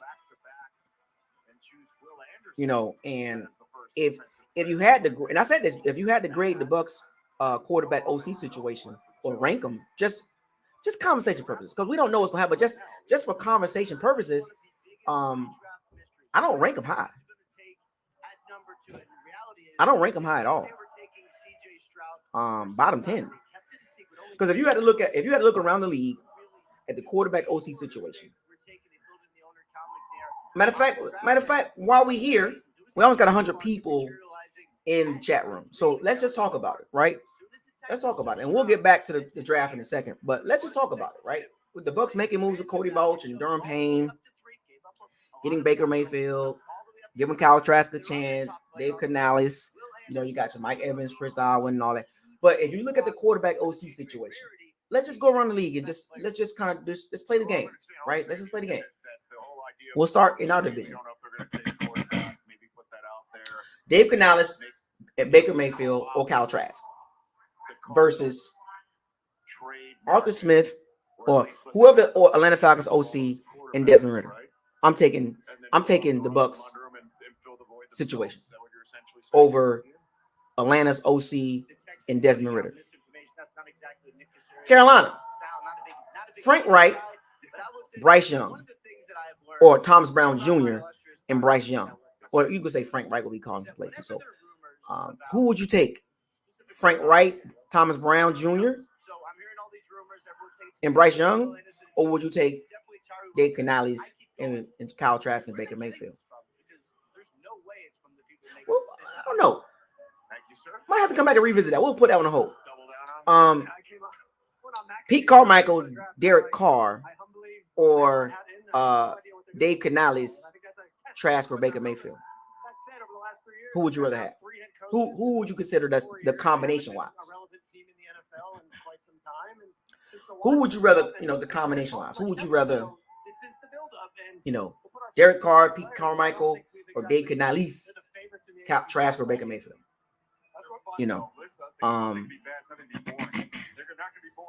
We're just doing comparison right now. We're in our division, and we'll step out of it after this part. But in the NFC South, matter of fact, we'll make it easy. If you had to rank the OC quarterback situation in the NFC South, how would you rank them? How would you rank the OC quarterback situation in the NFC South? We'll make it easier, and then we'll take it out. We'll take it outside the NFC South, and we'll start doing comparisons around the league with the other 28 teams. Or 2019. How would y'all rank them? How would y'all rank? How would you rank the NFC South quarterback OC situation as of right now? Because those are solidified, right? So we know in our division who's the OC and the quarterback. We know that. So how would you rank them? You can factor in pedigree. You can factor in tape. You can factor in everything you got to factor in on April 29th. How would you rank them? Just the OC and the quarterback situation. How would you rank them? Put them together, and what would you rank them at? Because for me, we're not. I would say it's kind of. It's so much. It's so much unknown. But it's like, are you really gonna put him over Frank Wright? It's your business. It's your Verizon. Because we've seen what Frank Wright can do calling plays. The Falcons got number 3 ranked run game, but passing wise, we don't know, right? Saints got Carmichael and Derek Carr, so you will have to give them the edge because based on experience in the quarterback. So can you really rank the Bucs OC situation, quarterback situation over the Saints? I'm just giving y'all just conversation purpose. Can you really rank them over Pete Carmichael and Derek Carr? You know what I'm saying? That combination. Can you really do that? Matter of fact, we'll take it one step. We'll take it one step further. And I know the Bucs about to pick, but we'll keep talking about this. And we'll take it outside. We'll take it outside of the NFC South. Get started today with Verizon Business. The NFC East. It's your business. You're not putting them over the Cowboys situation. You're not putting them over the Eagles situation. Avatar on Facetune, and now she calls me her royal fluffness. Redskins and Giants? I don't know. Would you take the Bucs OC quarterback situation over the Redskins and Giants? That's a toss-up. Now and give your pets the royal treatment. NFC North. I'm not taking them over the Vikings situation. I'm not taking them over the Packers situation. So as soon as Bryce Young Bears. that's when the I could take the Bucs situation over the Bears. I'm not taking them over the Lions situation. You know, I'm not taking the Bucs OC quarterback situation over the Lions. Are you kidding me? Lions and Vikings. I'm not taking the Bucs over the Lions and Vikings. Or the Packers. Right. So let's go to the NFC West. I'm not taking the Bucs over the 49ers situation. I gotta be honest with you, for us, not taking them over Seattle situation. I could take them over I'm not taking the Bucs situation over the Rams. Cardinals, I can take the Bucs over the Cardinals situation. So just by looking at the NFC alone, that puts the Bucs in the middle of the pack. So there was 16 teams in the NFC, right? So 1 to 16, that puts the Bucs in the middle of the pack. So we already kind of in that 8 to 10 range, right? In the NFC. Just based on my opinion. And then if you add the AFC, let's go to the AFC. Let's go to AFC East. I'll take the Bucs over the Patriots situation. I'll take the Jets over the over the Bucs situation. I'll take the Bills, obviously, of course, and I'll take the Dolphins over the Bucs situation. AFC South. I'll take the Bucs over the Titans situation. I'll take the Bucs over. I'll take the Jags over the Bucs. I'll take the Bucs over the Texans, and I'll take the Bucs over the Colts situation. Okay, that's still good, right? 3 out of the 4, right? I'll take the Bucs, but I'll take the Jags situation over the Bucs. I'll take AFC North. We're just conversating. This is conversation purposes. Don't get in your feelings. I'll take the Ravens situation over the Bucs. I'll take the Bengals situation over the Bucs. I'll take the Browns situation over the Bucs. The Steelers, that's a toss-up. I could take the Bucs over the Steelers situation. OC quarterback situation. We're talking about OC quarterback. I'm just going down the list. AFC West. I'll take the Chargers over the Bucs. I'll take the Chiefs over the Bucs. I'll take the Bucs over the Raiders. I'll take the Broncos over the Bucs because of the Sean Payton situation. Sean Payton is a big deal. That's a jump. And then I'm missing a division. AFC North, West, South, East. So I did all that. So in actuality, like it kind of, if you look at the numbers, if you look at everything, the Bucks are kind of like between that 19 to 24 range when it comes to quarterback OC. You know what I'm saying? In my opinion, if I had to just the landscape between 19 and 24. You know what I'm saying? So just conversate, just something to talk about because we got a long off season. Something to talk about. The Bucks pick is 6th round pick is up right now. So yeah, and look, I'm just kind of looking at the reality of it, because I can't put him in top 15. It's hard for me to. I can name 15 quarterback OC situations better, but I would say 19 to 24. And I remember that, and I'm just factoring in everything, where the Bucks are at right now, transitional year and all that, unknowns and all that. Now things can change in the preseason. We'll know in the preseason, and then in the regular season, we're gonna know for real in the regular season. But just based on pre-rankings, between 19 and 24. Between 19 and 24, I would say that, and that's not bad. With an OC that's never called plays between 19 and 24, that's pretty decent. With Baker Mayfield and Kyle Trask, I think that's good. In my opinion, the pick is in, by the way.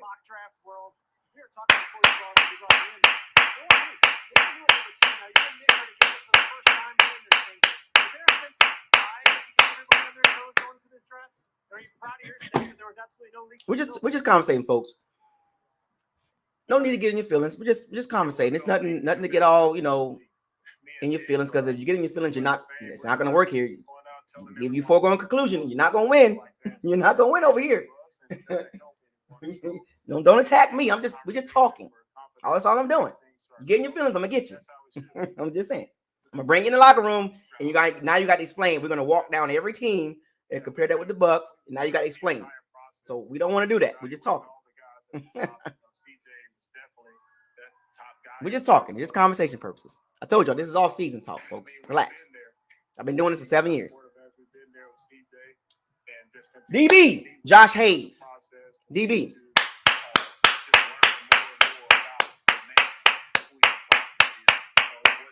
So they waited till the 6th round to address the DB. Last one from me, D'Amico. You brought in a guy in so the Bucks don't like draft the SEC guys. Wide receiver out of Houston. It's going to be a home game for him staying in Houston. But is anything in the works with him and Altuve to maybe in an ad together, maybe for Mattress Mac or something? We could get them together and pair them up. The Bucks don't like draft the SEC players. I don't get it. Welcome, Josh Hayes. DB, we needed that's a position to fill, right? For the 6th round. We needed that. We needed that.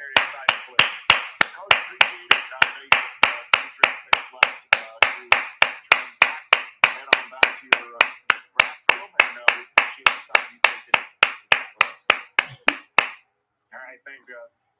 That's D'Amico Ryan's head coach of the Houston Texans.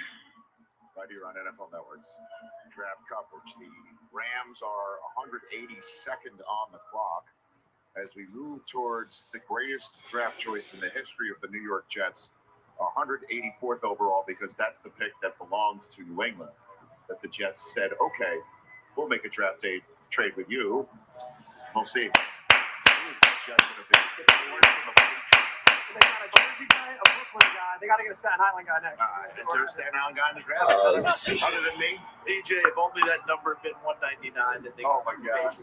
Oh, it's that sacred number. That pick belongs to the Ravens. But I'm just saying, if somehow that's the pick you got was the 199, that's 2018-19. We're in 2023. not like that. All right. I mean, you really want to go there? Is coming up. We'll see what Let's see, 2020, 2021, 2022, 2023, 2024. I mean, 2023. So how many SEC guys between 2023? I mean, between 2020 and 2023. 2020. How many SEC guys? How many SEC guys in the last 4 drafts? If you got to go back 5 years, that means you digging deep in that bag. You digging deep in that bag to make a point. It don't work. Remember, You have recent evidence, and you decide to go back 6 years to make a point. It don't work like that. What about now? What about last year? You got to go back 6 years to make a point. What about the SEC guys now? What about last year? What about the year before? What about 2020? Huh? Huh? What about the recent history? You got to go back. I want to wait to 2019 and 18 to make a point. Come on. Come on, man.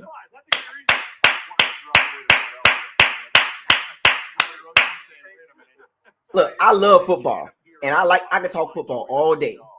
So whatever you want to talk about, we can go there. You know what I'm saying? We can go there. We can literally do that. That's why I try not to do that with everybody, because everybody's not that deep. You know, everybody's not that deep. People like to just skim the surface. I go below the surface. See, a lot of people like to go 1 inch deep. See, I go below the surface. You know, I go in there. I dive in. I'm about to dive in. That's why I like conversating about football, because it gives you a perspective, a different perspective. You know, we can listen to the talking heads at the top, you know, with the big channels and all that stuff like that. But the little channels count too. You know, the little channels count too. You know, because we got opinions as well. And everything I'm saying, look, I mix things up. I mix things up with speculation, debate topics, you know, speculation, optimism, and also facts. I can't forget the facts. The Los Angeles Rams select Tre'Davious Tomlinson, defensive back, TCU. Oh, short guy.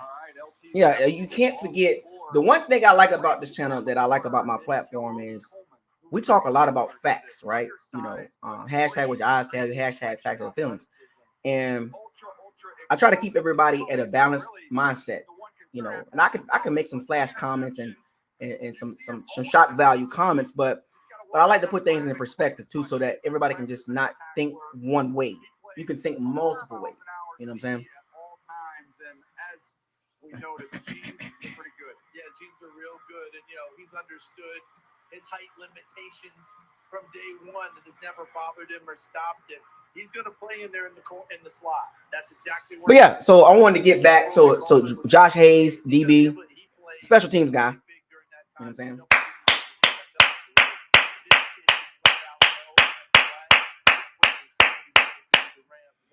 Remember, I want to get back to the Bucks OC situation. That's like drafting rookie quarterbacks. You can't put him at the top. That's why when you do your quarterback rankings, most of them rank in the 20s. You know what I'm saying? Like, because you can't put him. So with Dave Canales been a rookie OC, you're just gonna throw him at the top 15. You can't do that. It's you don't even have the ammunition to do that. That's why I put him right at between that 19 to 24 range. I want to go back to this conversation because I think people tap dancing a little bit. I think y'all just scared to say what y'all want to say. I'm not scared, obviously, right? So 19 to 24 range is just about right. We're talking about the OC and the quarterback situation. I think 19 to 24 is right around where they at right now because of the Baker Mayfield, Kyle Trask situation, because that ain't a great situation. We talked about this. Some of y'all agree with it. The quarterback situation alone is one of the worst in the NFL. The quarterback situation alone is one of the worst in the NFL. That is no denying that. That is a fact. You're not putting Kyle Trask over a lot of guys because you don't know what you got in him. So you got to put him somewhere. You got to put him. You got 32 slots. Where you putting Kyle Trask at? Where you putting Baker Mayfield at? You got 32 spots. Where are you putting the Bucs quarterback situation at? We talked about this already. So when you factor in the OC, you can't even put him high. You can't put him high at all. It's hard to justify. I'm gonna put him at 14. How? If anybody can do that, I would be more than willing and glad to bring you in the locker room. And I wouldn't say nothing. I would love to hear the explanation on Bucs OC, Bucs quarterback situation in the top 15. I would like to hear the justification. I would like to hear it because I'm not gonna say now. I'm just gonna listen. Literally, like, I would love to hear it because that'll be a fascinating conversation because you're going to add a lot of variables to the conversation, and I already know that already. It's like, matter of fact, here's a better word, justification, because that'll be more of a feeling thing, right? Optimism, right? That'll be more optimism. I feel that we're 14-12 with our quarterback OC situation. Based on what? Well, because I feel that, Dave Canales and Geno Smith, he was the quarterback coach with Geno Smith, and you know what I'm saying? But who was calling the plays? Well, he wasn't calling plays, but he had a lot to do with Geno Smith's success. He did. But we're not gonna talk about Shane Waldron, the actual OC. You know what I'm saying? So I would love to hear that conversation. It'll be a fascinating conversation. It would be a fascinating conversation to say, oh, the Bucs OC quarterback situation is 14-12, 8. J.L. Skinner. The Broncos got him. They already have one enormous safety in Justin Simmons, who's over 6'2". Now they add one that's even bigger in J.L. Skinner. Oh, if you think about the Boise program, think back to George Aloka when he was coming out of there. Really, really tall and long. He looks huge. You see him on the tape. He looks enormous. They use him a lot as a robber, let him kind of drop down in the middle of the field and then just play real aggressive. That long stride of his, he closes a ton of ground. I know, right? The same stuff I've been saying for years, right? Because of the sheer size, some of the change of direction stuff is going to be difficult, but he is a consistent tackler. He's going to wrap, drag, get you on the ground. And did he get hurt a little bit during the process, DJ? Ankle, he had an ankle and a pec. And wasn't able to go through a lot of things. So we don't have. Yep, everything I've been saying for the last couple of years is coming to light. It's funny how that works out. It's funny. Look, if you've been following this channel for a long time, y'all know my philosophy. And the philosophy of the Bucs has been like awkward. The minute you start attacking where it really matters, not saying that the quarterback don't matter, right? And the head coach don't matter. I'm not saying we're talking about the game behind the game. We're talking about the trenches. The minute you start getting that corrected, it helps so many different areas around the team. You fix your O-line, the running game gets better. The passing game gets better. As a matter of fact, not just the passing game, it's the ability to be more explosive. And the Bucs lacked that last year because of the old quarterback. He played scared. He didn't want to get hit. Byron Leftwich, he had his hands tied behind his back because of the O-line play, the lack of running game. If you just fix the O-line, the trenches, if you get that right, it cures a lot of stuff offensively. Your running game will not be 32nd in the NFL. Your running game will not be 32nd in the NFL. Your win-loss pass blocking won't be terrible, or win-loss pass blocking, run blocking won't be terrible. And the Bucs were bad in those areas. Just by fixing the O-line, you cure a lot of stuff. You go from 32 to 18. Or 25. 32 to 14. Just by fixing your O-line, your passing attack gets better. That means your OC has more confidence in what to call. That means your quarterback won't be so reckless in the pocket like we saw it last year. Tom Brady was like, what are you doing? Get the ball down the field. What's all the checkdowns and screens for? Get the ball down the field, buddy. Oh, but Brady had 4,600 something yards and 25. Get the ball down the field. We got tired of seeing the screen passes and the checkdowns and the dump balls. We got tired of seeing that. Third and long. 3rd and 14. 7-yard pass. What are we doing? Just by fixing the O-line, it improves your offense alone. So the Cody Mulch pick, I get it. Now you got Osiris Torrance. I get it. You got that out there. Yeah, we'll revisit that. Then on the other side of the ball, if you draft the D lineman that you're supposed to draft, the edge rusher, whether you run a 3-4 or 4-3 or a hybrid 4 or hybrid 3-4, whatever.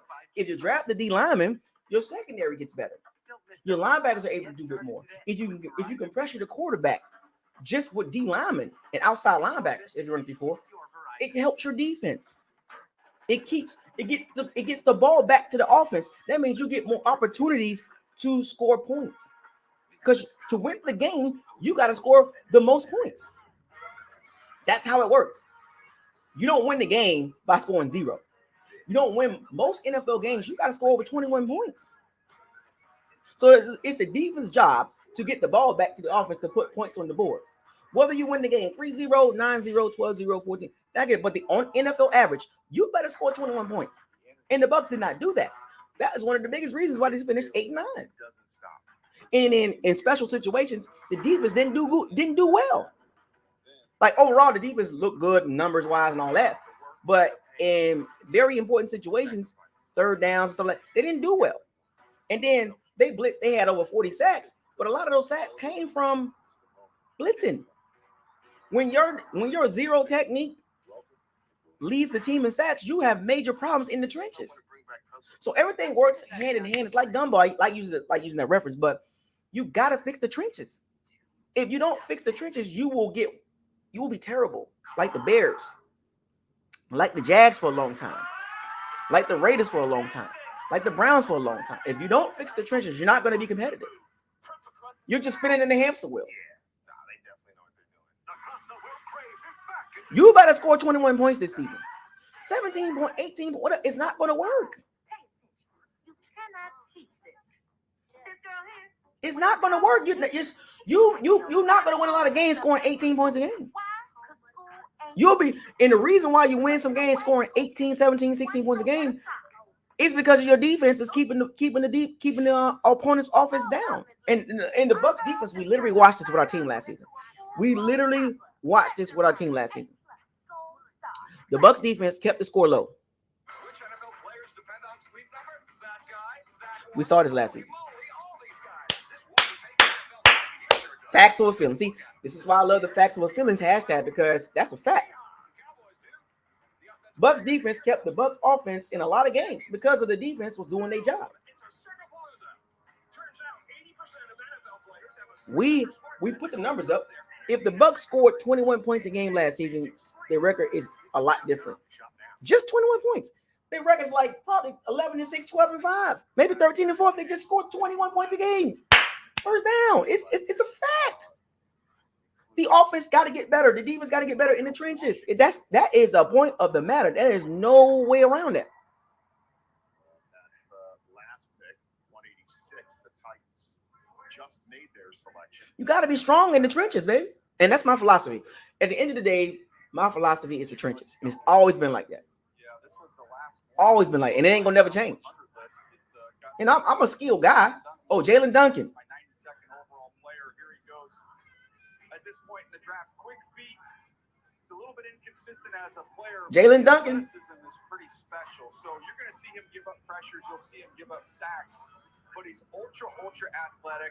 He's got the desired length that you need. And he's been training with Duke Manyweather, who trains, close to 20 plus guys every year for the draft. He's the offensive lineman headquarters there in Frisco.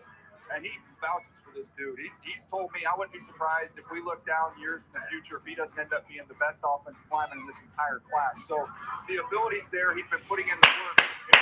To be made, CD, but it sounds like he's been going in the right direction. Well, that's a good thing to hear, because the last thing you have on the ball point, which is called inconsistent focus. Yes. That's a nice way. But yeah, unless the Bucs become, they gotta get better in the trenches. And they the last couple of years they've been trying to address it, and you keep addressing it. You get what I'm saying? In 2020, with Tristan Wirfs, right?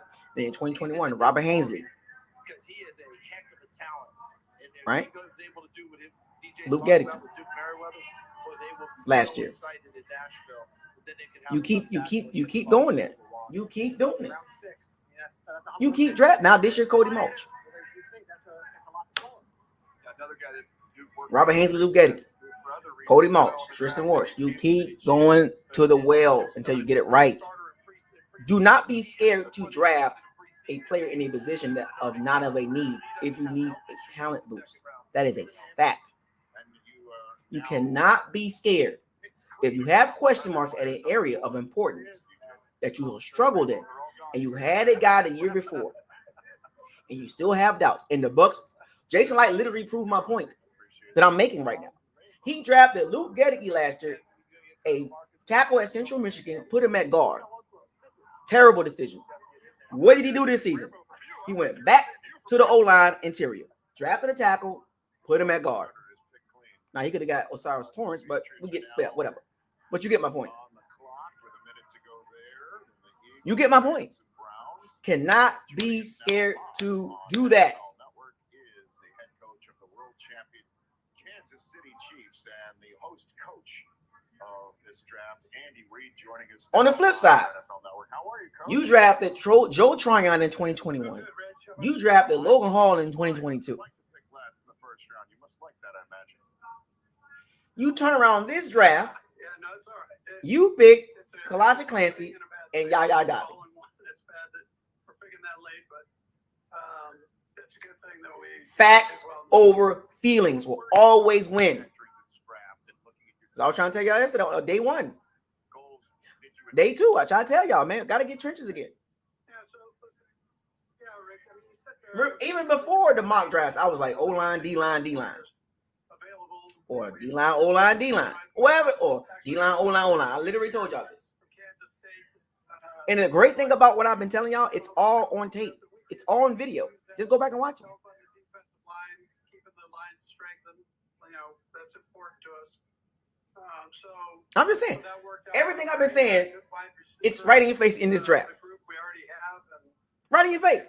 O-line, D-line, D-line. D-line, O-line, O-line. O-line, D-line, D-line. And what happened? D-line, O-line, D-line. In the first 3 picks. First down. Facts over feelings. I'm not trying to laugh, but haha, I win. You know what I'm saying? Like, just say it. I mean, in this offense. Coach, it's an offensive line like just saying.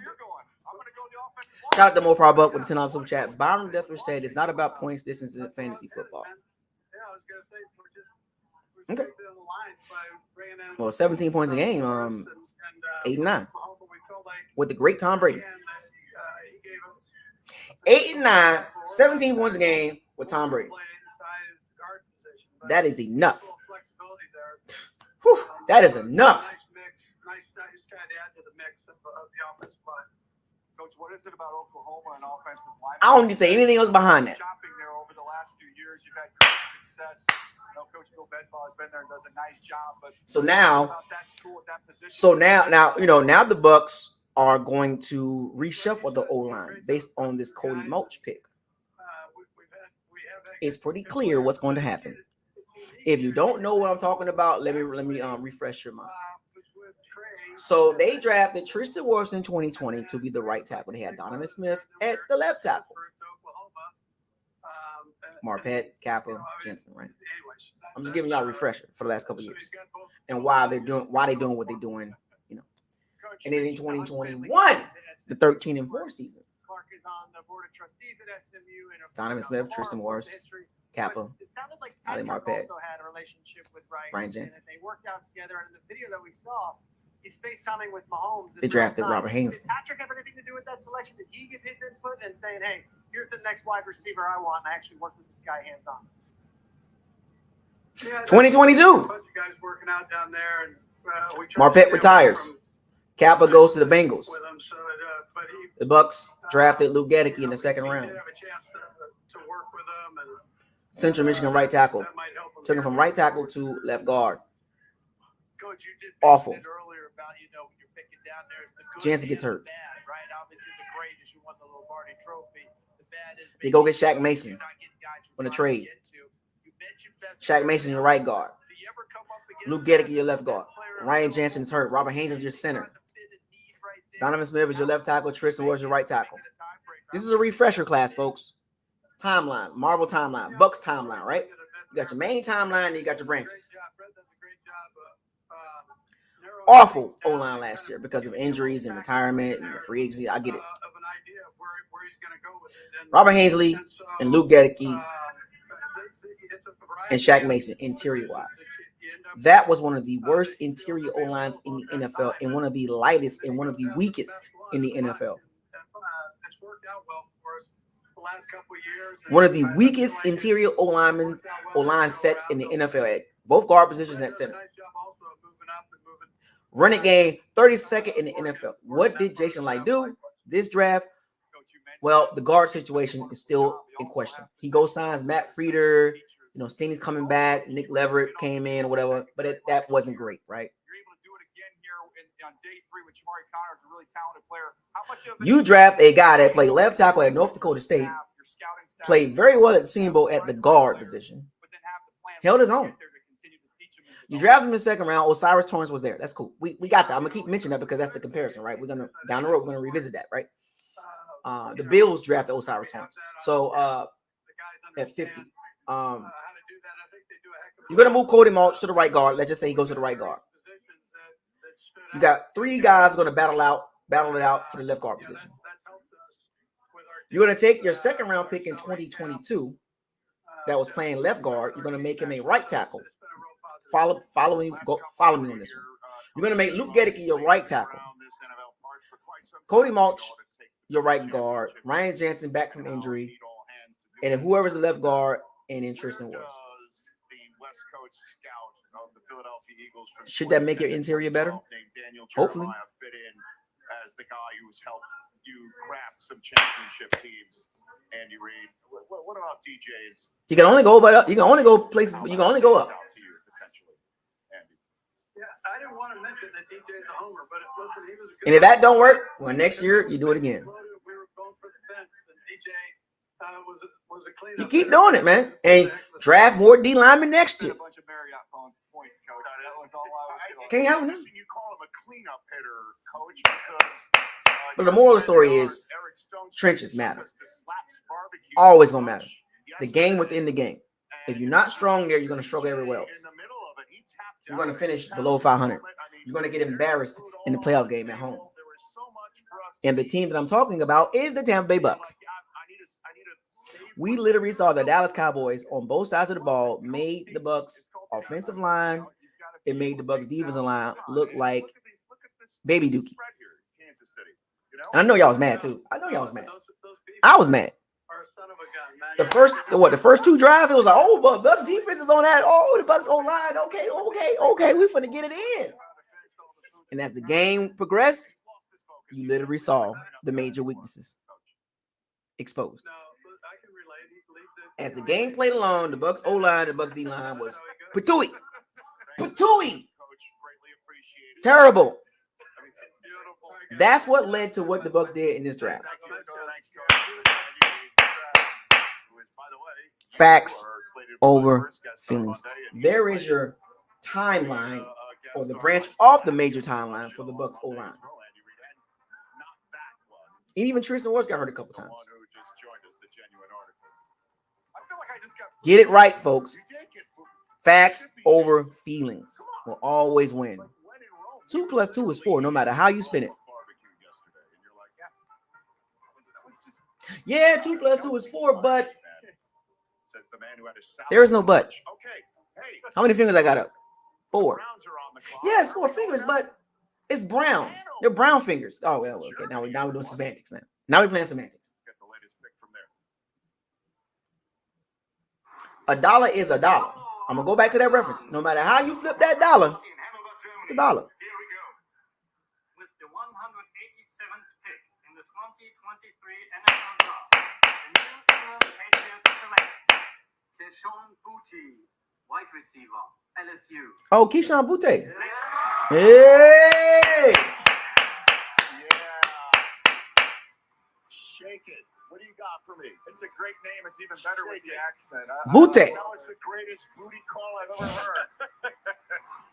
You saw him young. Guy 856. I can't pronounce that first name. Kamai. Guy 856. You're right. We got destroyed by the Cowgirls. Still did some damage on those vertical routes from the slot. He's a smooth mover. Just want to see him be a little more physical at the catch point. Thought he struggled a little bit catching that ball on his back hip, but to me, you go back to what he was early, CD, and you're hoping that that's who he is, and that's what that's going to be. That's what you're hoping for, and as you noted, the production wasn't quite there later on. Coaching changed this year. We thought he was going to be the guy going into the season. Never went that way, and then we thought that he was even going back to school before making the final decision to come out and enter the draft. Patriots hoping he can be explosive for them. Is that Bill? He's watching the wrong channel. Yeah, you didn't text him, Shrek. No, ESPN didn't reach him out to him to be part of the. We're picking again. So I'm not looking at the numbers, but when do we pick again? Yep, Tanner McKee just went.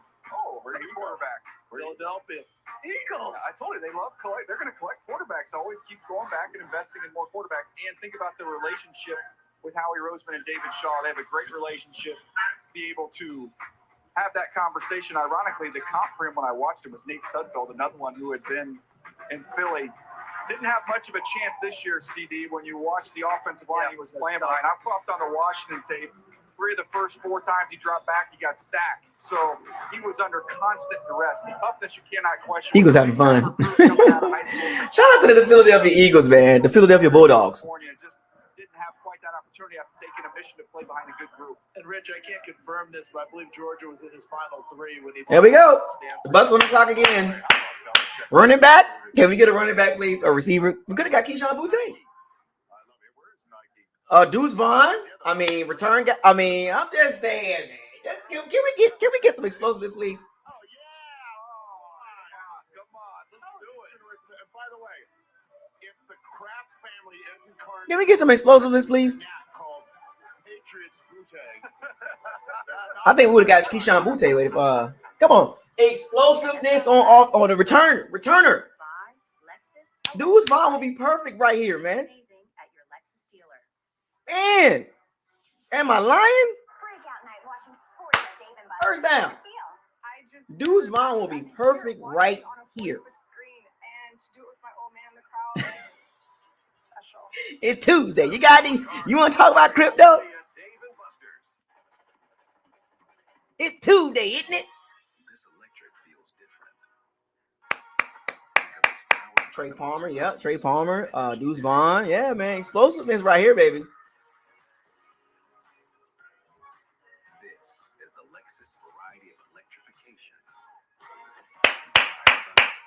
Trey Palmer.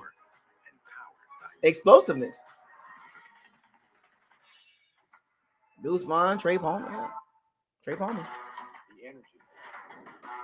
I'm a little behind, but I can see it. Trey Palmer. There we go.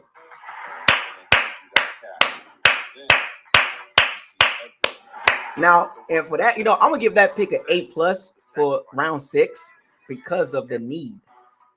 Explosive return guy that can play receiver too.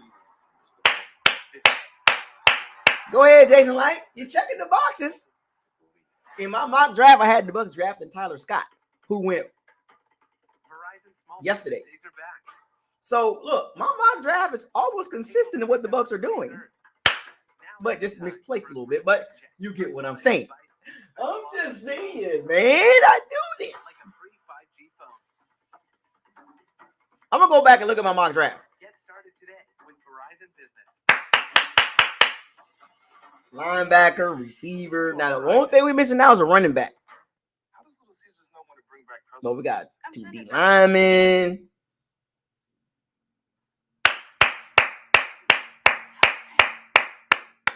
Welcome, Trey Palmer. A+ pick in the round 6. For the value in round 6, A+.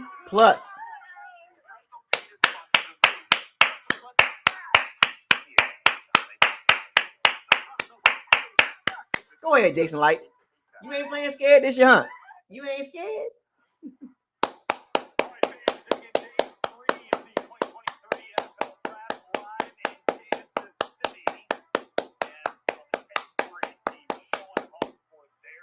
Yeah, buddy. Yeah, A+. A+ pick in the 6th round.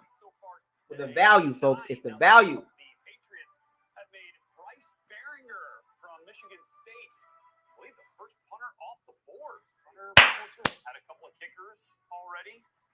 I like the draft, baby. I like what's going on. So, all right. So we got C+. We got C+, B, A+, C+, A+. So that's about a B+. That's about a B+ so far. B+ so far overall. B+.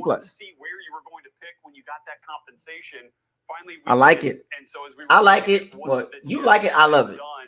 With Aaron Rodgers, do you feel like he should be happy about where this team sits and what they have done in the draft so far? Well, he absolutely should be happy because remember coming in, He's the missing piece. It wasn't about they needed all these other pieces. We were talking about this team is a quarterback away from being a title contender. Well, they removed the quarterback that was giving them problems, Zach Wilson, and now they have Aaron Rodgers as their starting quarterback. And so, if anyone should be happy, Aaron Rodgers should be happy because he stepped into a situation where everyone is saying, Yes, sir. Trey Palmer, baby. Defense, you have an offensive rookie of the year, and Garrett Wilson. You have other playmakers. You bring in your own boy, Alan Lazard. What else could Aaron Rodgers want? He has everything. Bucky, I completely agree. I think the Jets did everything in place that Aaron Rodgers wanted to make this situation work.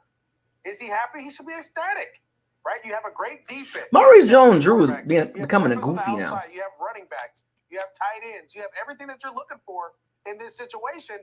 I would be happy. And then we've talked about this before. All these pieces in the draft, these are just pieces like icing on the cake. That's all it is. We get you a pass rusher to help get the ball back to you. We want to go into sub when we're winning by 20. We want to rush the quarterback a little bit more, right? We'll get you a center to be able to protect you a little bit. We'll add some little pieces around, but Aaron Rodgers, you're the guy that's supposed to make this thing go. If you do your job like we think it is, like you think you can do, we should be winning the AFC East. We should be having a top seed in the AFC, and we should be, going to the Super Bowl like they said in this press conference. Those who don't learn from history are bound to repeat it. Did the Jets not watch what the Packers did not do for Aaron Rodgers for all those years and take a first-round receiver, a tight end, or somebody? They got tight ends now. They got two of them. We'll get to that in a second. The whole focus for me coming into this, Aaron Rodgers, this is a one-and-done deal. Super Bowl or bust. Don't go take a defensive guy. Your defense is fine. Let's go put everything around him. Y'all talked about this talent that they have, but are we overvaluing this talent a little bit? Your star running back's coming off a knee. Garrett Wilson can't do it all himself. Is Lazard really a number one receiver? A couple good tight ends, but there were so many offensive playmakers still on the board there when they picked to go and take a developmental defensive end when the defense is not a problem. If I was the GM, if I was running this team, you moved heaven and earth. You did everything possible. You went through all this drama to go get this guy. So you better surround him with as many playmakers as possible so you don't have more drama, so you don't have any more excuses. And is he really the guy that you're saying anymore that you're just sticking him in there and he can go compete with Mahomes and Herbert? That other guy's a goofy. The situation, because you know what? We're overvaluing the quarterback. Hey, I was getting to that. MVP, we're overvaluing, thinking that he can jump in. Why can't he? Because why not? Everybody, Tom did it. Matthew Stafford did it. He's not the top. Matthew Stafford did it. Tom Brady did it. They had an all-star team. But Rams had an all-star team. Guys, let's just around it. None of these guys can become Is it? quarterbacks from the flat. Well, some of these talking heads, they be just saying ridiculous stuff, bro. Goofiness, man. Third round is giving Aaron Rodgers some insurance policies in case you get some injuries like they did last year to help bolster that offensive line depth. Oh, we got a Saints fan in the building? And Carter won. Oh, Vic Boy playing music. Come back. What? I'm a glass half full guy. These guys over here. Let's assess the glass half full worthiness now of the team that Aaron Rodgers used to play for, the Green Bay Packers, who will now be led by Jordan Love, first round pick back in 2020. Saw the Pack go. Oh, the Packers got Carl Brooks. Dang it. Luke Musgrave comes over along with Tucker Kraft, two tight ends in the second and third round, and then they get a deep threat, Jaden Reed from Michigan State at pick number. Dang it. The Packers got Carl Brooks. I like him. Man. Two wideouts, two tight ends. Did the Packers do enough to support Jordan Love and put him in a position? ENN Hepker. B+. We have our two receivers from last year in Dobbs and Watson. We got two really good running backs. We just need to run the ball, create these loaded boxes. So now all we're going to see is single high coverage. Cover 3 and cover 1. Our quarterback can play fast. We'll get the ball to our tight ends. All play actions we see here, right? And we'll make it work. But they're going to be a run-first team. That's what they're going to be. They're going to run the football. They're going to pound the rock. And that's what's going to make this work. That's why they went defense. They're going to pound the rock and play defense. I think it's going to work for them. Now you got this right. This is how you build around your guy here. This is how you build around your young guy. Where after the first round pick of Lucas Van Ness, we're saying, what are they doing? Why did they help Jordan Love? Well, because we got 3 coming on day 2 with 2 tight ends and a slot little playmaker there in Reed. So they have the speed guys from last year, and now they really fortified it with 2 tight ends, and Reed can work the middle with guys for those easy throws as you talked about. Let's run this through maybe the best running back duo in the NFL and just make a lot of easy throws. Now, Jordan Love has to do it too. And we always talk about that, the supporting cast.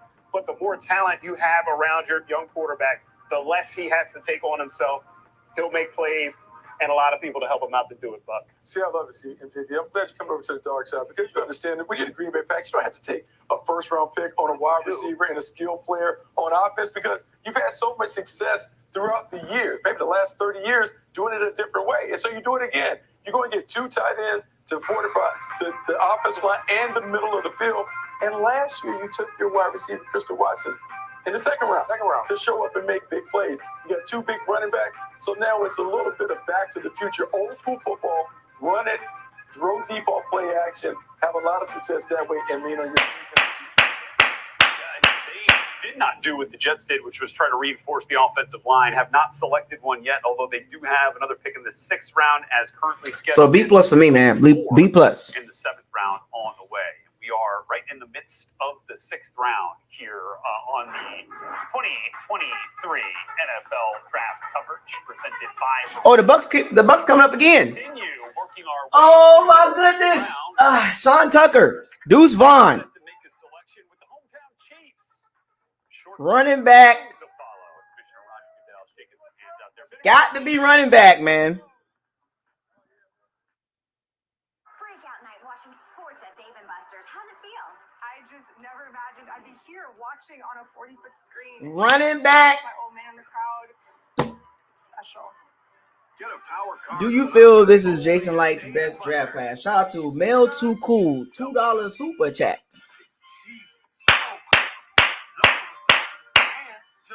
Is it his best draft class? What do we mean, like ever?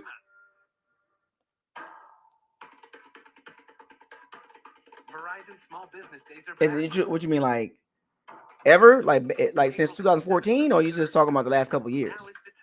If if you go back to 2020, I would say this is his best draft class. Well, I know we had Tristan Wirfs and Antoine Winfield Jr., but that's just 2 guys. But I'm just talking about the entire draft. Yeah.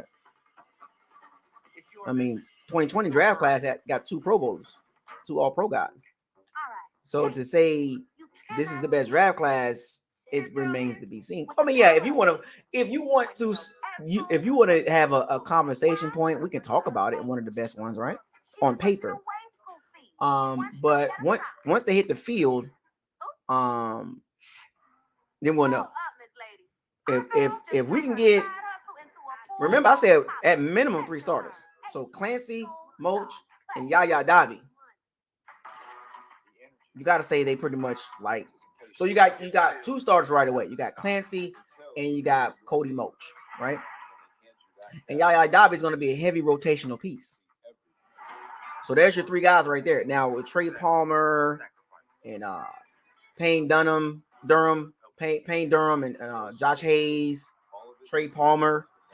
If those guys can contribute right away to a degree, that's really good.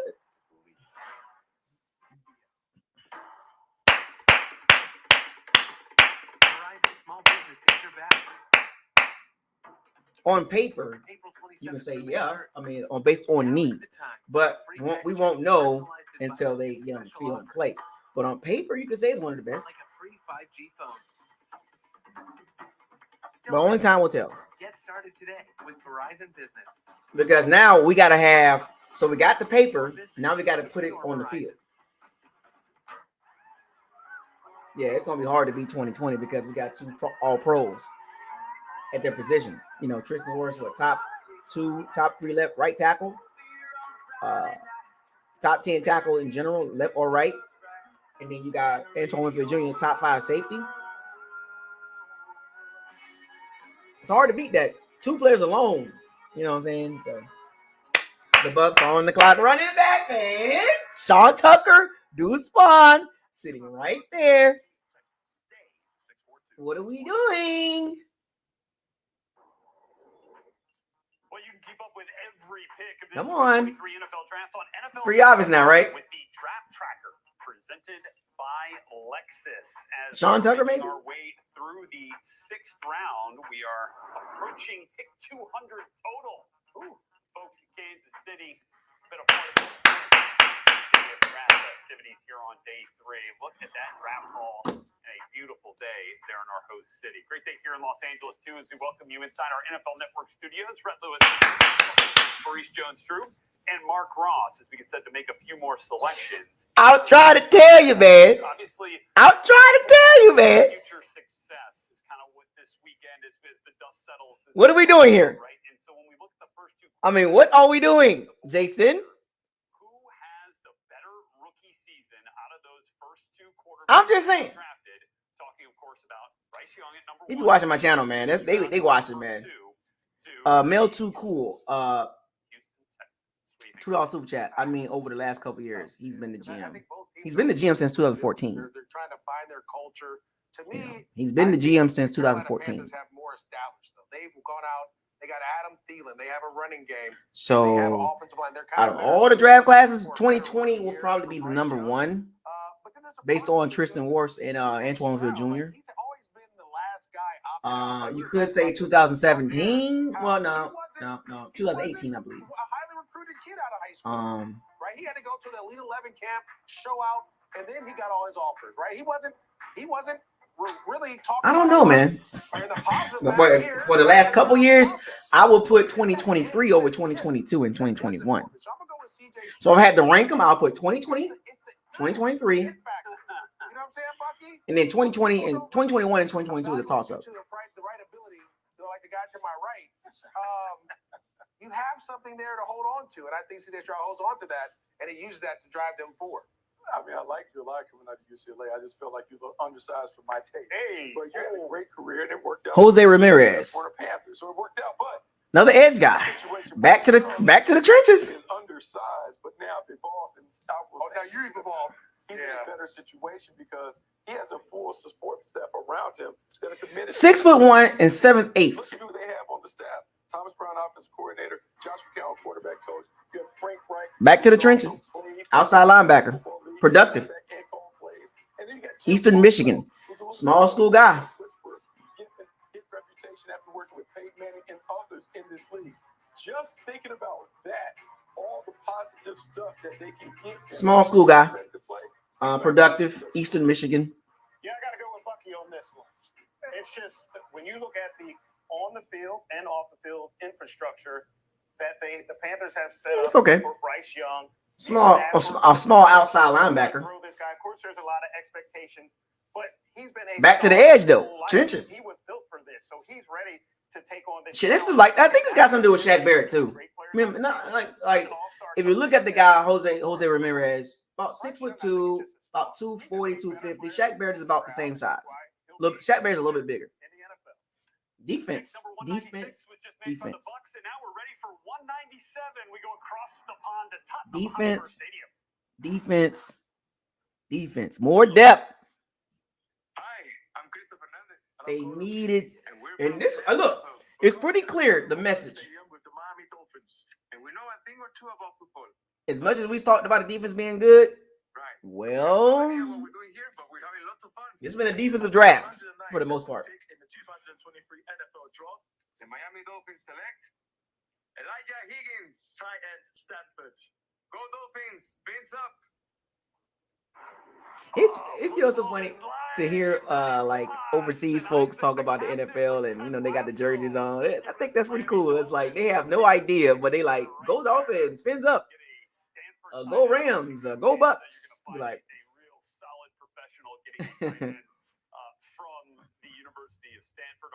Our friend David Shaw, who was with me on day 1 of our coverage. Defense, man. NFL Plus, defense. They got to get ready. They got to replenish the defense, man. The defense wasn't great, man. Quarterbacks selected on day 3. We've had a bunch, guys. We had 13 quarterbacks selected. Tanner McKee was the last one, also from Stanford. Went to the Philadelphia Eagles. Jaron Hall from BYU went to the Vikings. First one of the day, though, was Jake Haener.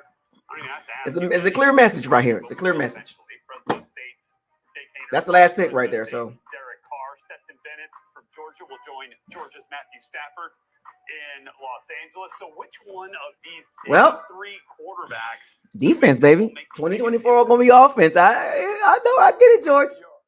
Dorian Thompson-Robinson going to the Cleveland Browns, and just because you think about the Brock Purdy effect, what you're looking for is a guy with experience, a guy with proven ability by record-breaking performance.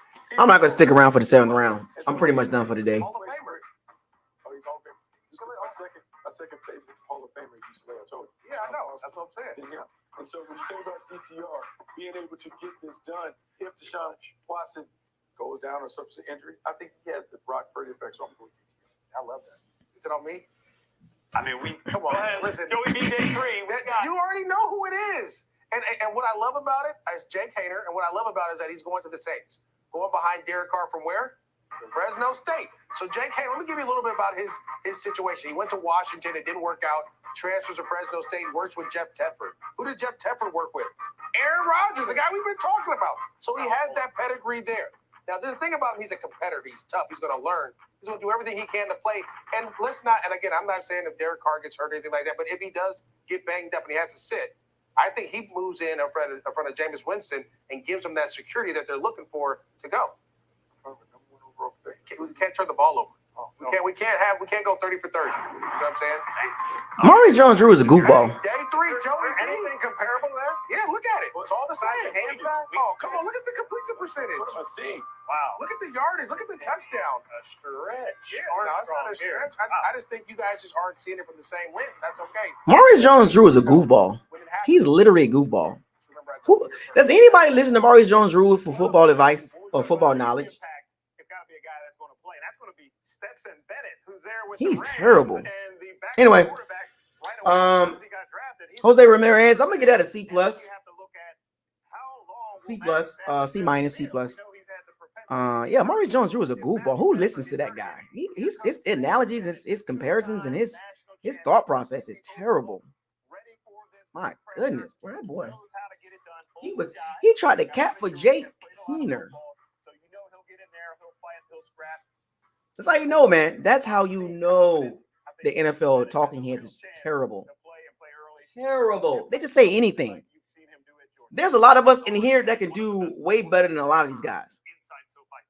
There's a lot of guys in the chat room at small media, small channel, small podcast can do a lot better than some of these guys getting paid all the money to sit on TV with a suit to make ridiculous comments. He capping for Jake Keener? Oh my goodness.